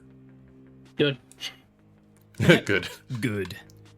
She just she hears this in her head, and she starts bleeding out of her nose and ears. You see a little bit of blood coming out of her like sunken eyes, and she looks at me and she's just like, boo, boo.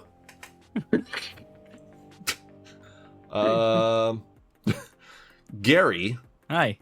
she has ran further away from you, Mm-hmm. but she's taken it from Baltashish. Mm-hmm. Mm-hmm. Yeah, Gary's running in there. He has enough movement to get right into her face. Nice. Her eyes widen as this stocky dwarf runs up to her. Get. He gets up to her and he holds out his hammer in both hands and he says, "Garen sends his regards." And yeah, he's gonna attack her twice. Oh shit. Woo! First attack is a 19 to hit. Yes, sir, that'll hit. Yeah. She's like holding up her arm. The second attack is only a 10. A 10 does not hit. So I'll roll damage for the first attack. That's 13 points of damage. As he Ow. wallops her with the hammer directly into her gut. Yeah, she's like holding up this arm, and it just kind of like breaks her arm a little bit as you hit her in the gut. And then he pulls back the hammer and goes for the second swing, and it catches the door frame and breaks off a chunk of cookie. Damn your cookie house! Go fuck yourself. And then, let's see here. What can I do? Don't have anything as a bonus action, so that's going to be his turn. You know, the other day my dad asked, "What's your podcast called again?" And I was like, don't worry about it. You do not need to listen to this shit. Varen, it is your turn. That doorway is pretty fucked, but you might be able to shoot past if you wanted to. They're across the hall to the right. Alrighty. I'll just, I'll stay back. I'll put myself right here, and let me see. So you stop short about 5 feet from the doorway. What does that button do? I totally Cheers. forgot I had Bardic Inspiration. I'll use it next time. Yeah, I was thinking about that. With your to hit? Huh? Oh, you know She actually what? has... Go ahead. Let me go up so that I could see her at the very least. Can I see her right here? Excuse me. Just barely. If you're trying to hit her, she'll get an AC bonus. If you just need her for a spell, then I just need her for a spell. I just need to be able to see her. Bummer. And I will cast Dissonant Whispers, and so that's a Wisdom 15. All right. She got an 18. Damn.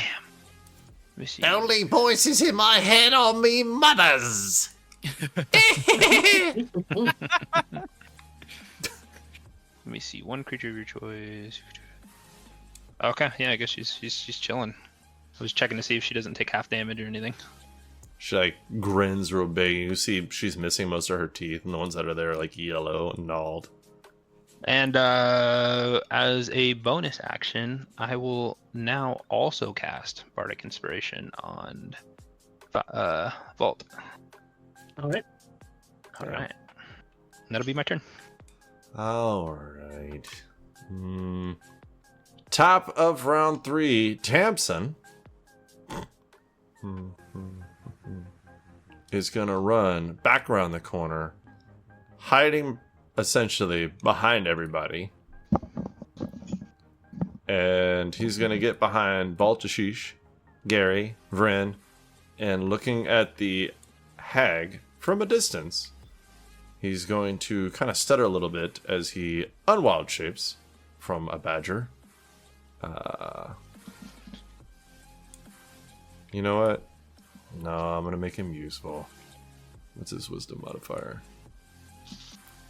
So he's going to stop at the corner right behind Bryn. And he's going to heal Bryn for... Oh, shit. 11 points of healing. Ooh. Max. Oh, thank you very much, Tamsin. Just remember this for later, because, you know, I need a date. Oh, well, all right. I'll keep that in mind, I guess. I appreciate that very much. You're a nice guy. You smell good, too. Allie, it is your turn. What would you like to do? You forget are that across the way. exchange. Yeah, I want to forget that exchange just happened. Bonus action, dash, and I'm going to try to make it up to them. But I can get here, and I know I can get here. Mm-hmm. Can I? There's a bunch of people in front of me. You could try. Can I at least shoot her? You can try. Shoot me, why don't you? I don't want to do that. Knowing my luck, Wouldn't be that's the what'll first happen. Yeah. Before you roll a natural one and hit your ally, I gotta ask, are you intending to sneak attack? I'm gonna do my best. Okay. 10. Yeah. Rolls are not in our favor. A 10 does not get there. We were so close. Yeah. There hasn't been one fumble or one crit. This is very average today. This is weird. What an average day. Ew. It's my fault. I joined with the character named Gary. I set the tone for average. I don't think I know what he carries. That is the end of my turn. All right. At the end of your turn, it is the hag's turn. What are you gonna do? You're gonna hit me? You're gonna hit me, huh?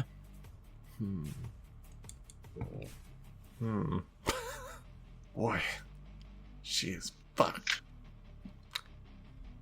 But you know what she can do? No. She... Yeah, you know what? She's gonna hit you. She has literally nothing else she can do. She can cast Vicious Mockery, which is strange. But we don't want that. So she stands up and she kind of just angrily like holds out her hands, and as she does, you see these like gnarled fingers turn to like these claws. The girl is mine! Go away! And she's going to try to claw at you twice. Her right is a natural one. I'm gonna just see what happens. Oh, but the left is a 24. But okay, I guess I'm glad I said something. Kevin, do you have it up? I don't know why though. Hang on 1 second and I'll bring it right up. So guys, you're about to see what happens when you roll a natural one. Ready to rumble. Okay, dokie then. Let me go over to Owlbear. D100, go! That is a 37. A 37 is clumsy. Fall, roll dex, or drop primary weapon. Hmm. I don't think she has a primary weapon unless her hand's about to fall off, so. It could be fun. So, she rolls a 16, so she doesn't fall. I was going to say, like, she falls on her hand and, like, sprains it or breaks it and attacks with disadvantage. That would be pretty funny. The The 24 all right. definitely hits, though. All right. So she gets you with that left. Oh, shit. That's actually a really good left. I probably should have done this a long time ago. 16 points of slashing damage. Reduced to 8 because I'm raging. Damn it. Forgot about that. That's the best you got? Come on! She like looks at her claw, looks at her right hand that's like hurting a little bit. Well, I don't like you. I don't like you at all. You're not my friend. I never intended to be. Baltashish, it is your turn. What would you like to do? It is a crowded doorway. Yeah, she gets an AC buff, right? Yeah, it's a little less for you than it is for other people, but you also got to remember that if you don't have a reach weapon, you can't really hit her. Yeah. Oh, okay. Well, I wasn't sure about that. I mean, Gary is only 4'4", but he is also 4'4" wide, so he kind of blocks the whole doorway. I'm going to go ahead, vault sorry. over Gary and to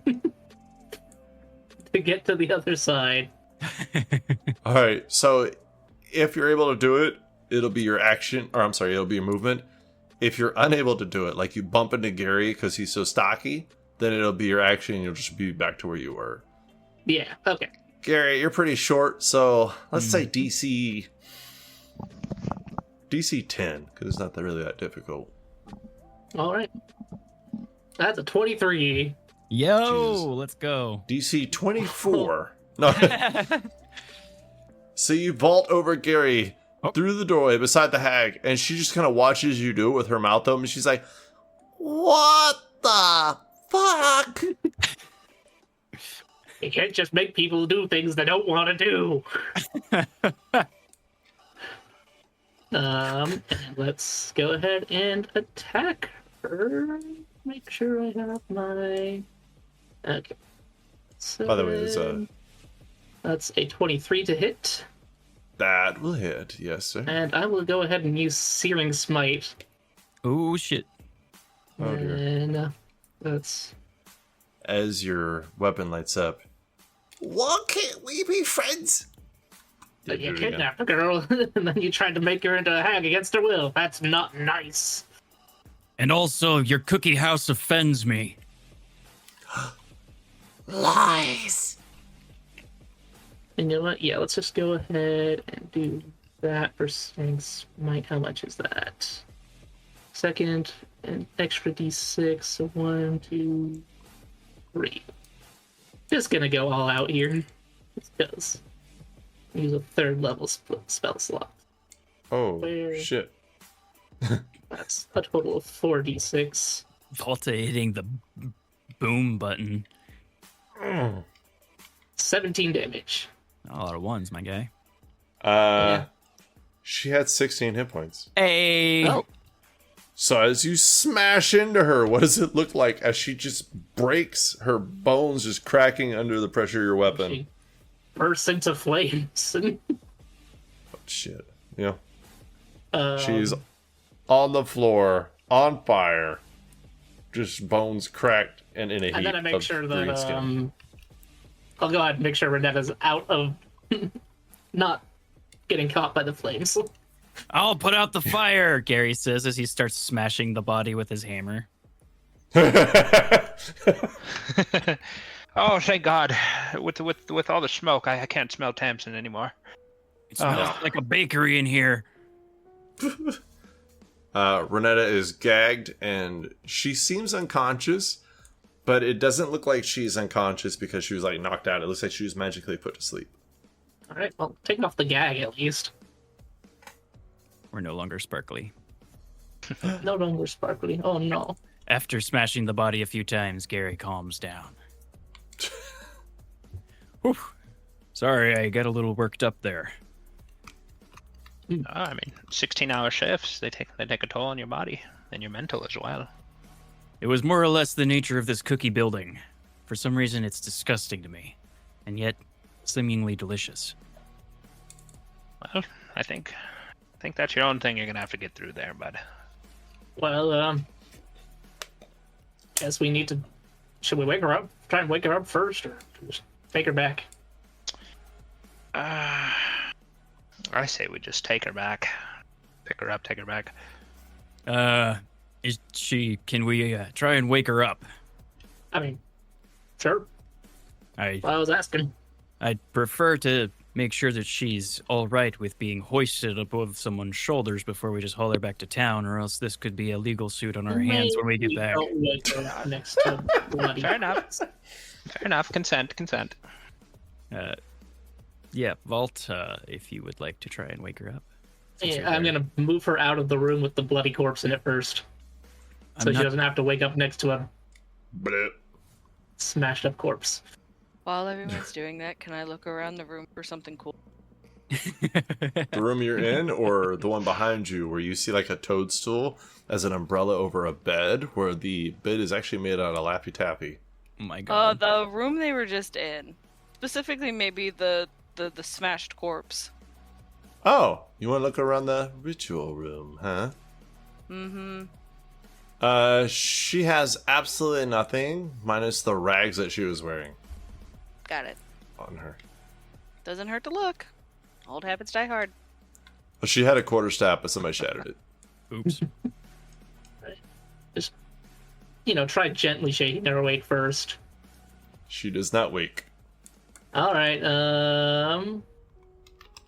I'll shake her a bit more, but make sure I'm holding her head in a way that doesn't make it flop around or hit things. Smash her head into the ground a few times, it's fine. She doesn't seem to be waking up.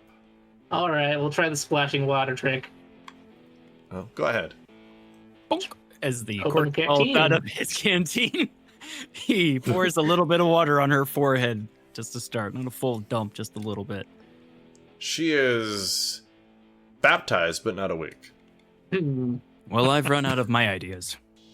Would anybody like to roll an Arcana check? Sure, since I've got Try.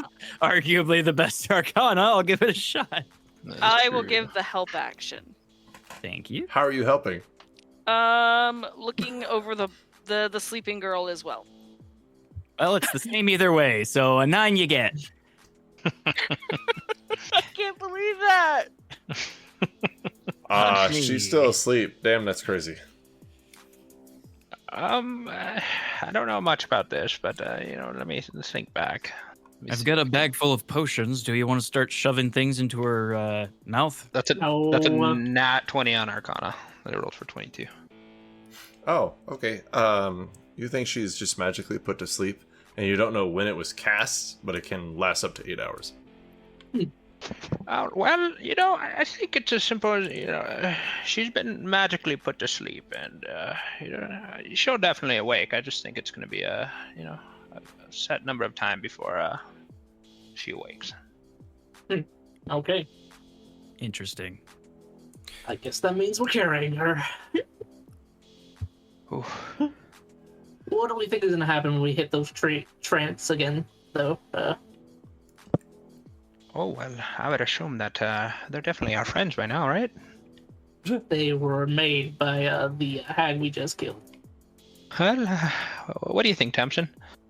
Oh shit. Well, because she's the creator. Like, most likely when she died, they're gonna be inanimate now. They're not gonna be lively trees anymore. They're probably just gonna be trees. You know what I'm saying? Well, I hope you're right. That makes sense. I hope yeah. so too. We should take different directions in case I ain't right. Isn't the other path through a bunch of orcs? Well, it looks like I'm going with you. Yes, that'd probably be wise. Does anybody know That's if the thing. cookies can be burned down? It was something hot enough, though. I don't know if it would burn or just crumble or. Surely. I mean, you could bake cookies until they're burnt. I don't usually light on fire, though, do they? Do they? Never tried. I'm not much of a baker. Can you maybe- light a cookie on fire? I feel like you could, but I feel like at this point, it doesn't seem like it would be the best course of action. Maybe, just maybe, hear me out. You come back here with some of your workers, and you demolish the house that way, rather than starting a fire in the middle of a. That's a good point. That is a good Forest point. fires are toilet. The only problem with that is that if they're out here demoing this building, they're not in the mine doing mining. But that's fine. I'll figure it out. Maybe I'll get some temps to take care of it for me. Good idea. I appreciate it. Yeah, I'm just thinking about the forest. Yeah, I guess we probably don't want the forest to burn down. Yeah. Would be less than ideal. Well, if you'll all please take note, I am picking up this woman very platonically and in need of only the reason to carry her to the city. He's going to kind of pick her up, like bridal style, like under, like, just in his arms. All right. Let's go. I'm sure that if her husband has woken up by now, he'd be happy to see she's alive and well and not a hag. Yeah, I imagine. If he's even awake by now. You guys eventually get back to the town, and the Did trends are. I'm just sorry. Did Allie find anything else inside of the ritual room, or is there nothing else in there? No, I found nothing. Yeah. Gotcha. You want to check the bedroom? I'm not doing anything. I was just curious. Sure, I'll check the bedroom. It's up to you. I'm just asking. Do I find anything in here? All right, you got to roll for it. What do you want to roll? I'll enroll investigation. All right, investigate the Laffy Taffy bed. Just the room in general, not just the bed. 16. You find 90 gold. Woo!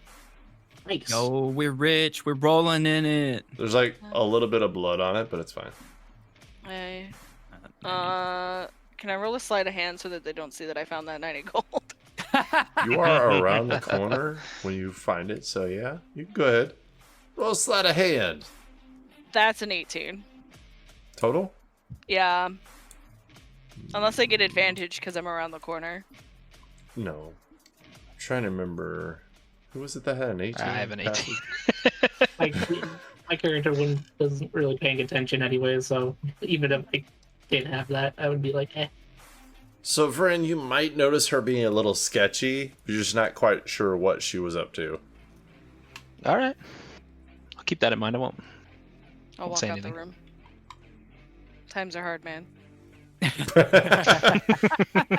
Not anymore. I'm between work. Oh, between jobs. I mean, yeah, it's true. So you guys get back to town. The Trents don't really seem to be alive anymore. You walk past them. They're just back to being trees. They're rooted into the ground.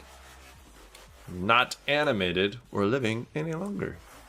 It's going into nighttime, so it's dark when you finally get back. But people greet you, especially when they see that you're consensually carrying her in a polite way. You take her. The husband is awake. He's with his father. He's very happy to see her.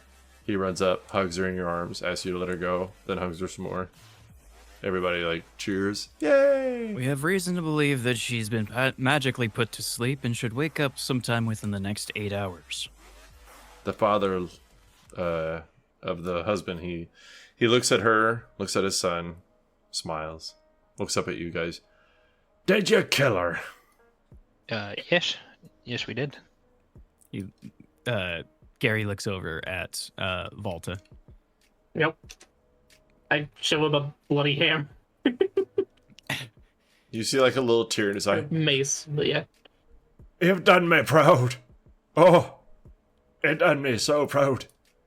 This is nice. I don't want this really back? approve Oh, yeah, definitely. I need that back, actually. I use it for work. I have a spare, but that one's much better. Well, if you're all very well and good now, I'm going to return back to my home so that I can sleep because it's nighttime. I want you to know something, Mr. Gary. I won't be trying to reward you or your people, because I know that you believe that your rewards must be earned. But you have my respect and my thanks. That's all I need. From one dwarf band to another. I was happy to obliterate that person for your son's sake. That's good. I hope her head was caved in like a melon. And other things. That's lovely. Thank you. That'll help me sleep tonight. I'm gonna have sweet dreams now. I'll have the boys bring you a nice shipment of iron ores in the morning. Hopefully that will help out around here. Free of charge. I'll get right to work. Oh, no, I'll make something nice for you guys. Maybe some better axes or pickaxes so they can work faster and more efficiently. You see Gary kind of tears up a little bit, wipes the tear. That's the most wonderful thing I've heard all day. Good day. Real quick, see, you're not gonna pay Gary because he's, hardworking and great. But we said that you would pay Tamsin. Tamsin was a really nice guide, and he helped us through, and he helped us find your daughter-in-law. Well, what'd you do that for? In order to convince Tamsin to come help us, because we didn't have the money to pay for him to help us. He takes his hammer, he strokes the head of it, rubbing the blood on his fingertips, the handle, and he walks up to Tamsin. Tamsin, do you believe I owe you a reward for helping my daughter-in-law? And Tamsin looks down, then looks up, and he's like, no, I really just wanted to do it because I just wanted to be a really good person. I appreciate you letting me help. I'm just gonna say it, my guy. That's not very honorable to intimidate a man who helped find your daughter-in-law, I should say. Fine. And how much did I promise to help or give? Oh, no. 10 gold. All right. He pulls out a little brown sack, and you see it's probably a little bigger than his fist. He opens it, pulls out 10 gold, counts it, recounts it, counts it again, holds up his hand, kind of glaring at Tamsin. Thank you for your help. You're so fucking kind. Tamsin just smiles and takes it and looks at you, Allie. That's very nice of you. If you're ever feeling dirty, let me know. Whoa. I'm alright, thanks. I feel like you're gonna spend most of the time on yourself anyway. Probably. I'm gonna do that for a long time tonight. Yeah. Okay then. Have a good night. You have a good Goodbye. night, Tamsin. He takes off running. Takes off running. I'm just gonna look at Gary, and I'm just like, I apologize for that one. I don't like rewarding people. Yeah, I mean, it's difficult, but what's I'll right take is out- what's right. I'll take out 5 gold and just be like, it's not the entire thing, but I feel like you shouldn't have been pushed into doing something you never said you would do. I agree with you. Allie shrugs. She doesn't care. I'll be telling you what though, if you bring something by the forge, on my downtime I'll work on it, and I'll make it real fucking nice. Thank you. I'd like to at least see your methods sometimes. I'm a smith myself, so... Don't push it, boy. Okay. Family secrets. Yeah, I understand. Is there anything else you guys would like to do before we call it a night? I think as we're walking out, Gary's gonna look over at Allie as they're kind of stepping out into the streets. So, anything else going on for you, or are you just gonna leave now? No, I'm trying to find permanent residence here. Oh. Well, I heard there's a newly abandoned candy building out in the woods, if you're interested. Yeah, no thanks. Fair enough. What would you say to a friendly drink before we all call it a night? I feel like I've had enough night. I'm a go sleep. Fair enough. And she walks towards the inn quickly because she is a half elf and her legs are longer. She just kind of walks a little faster than the rest of y'all.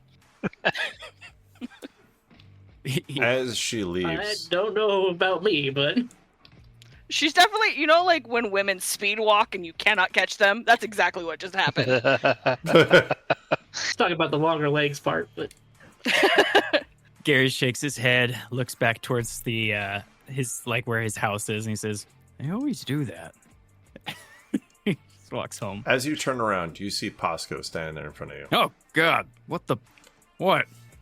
Well, she kind of hurried off, but I was actually going to tell her that the alchemist building has been abandoned. But I guess that she left. I don't know. Oh well, if you think of something to do with it, have at it. I couldn't be bothered. Bye. Bye. She's just staying in the inn. She's not leaving town. Nope, she left. Gone. Forever. She left forever. She's gone. Nobody knows where she went. They say that if you listen real hard at night, you can hear her screams of anger. Hey, yo, what the fuck? Huh? Oh shit, that's not her? Who else went missing? I feel like this is a very bad town leader. And I have a feeling elections are about to come open.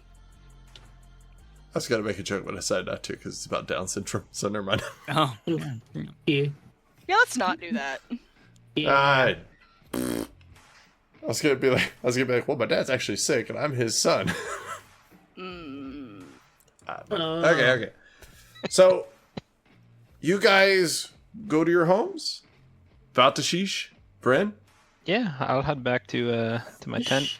Altashi's probably actually staying at an inn, so He doesn't have a home. he's mostly traveling right now. Oh, well. He might have been here for Shop's a open. little bit, but All right. So there we have a successful journey. You saved Renetta, brought her back to Javon, her lover, her husband, so that they can eventually celebrate their 9th year anniversary. What good people you are. Becca, Kevin, Jared, Antonio, everybody say bye. bye. Bye. Bye. Bye.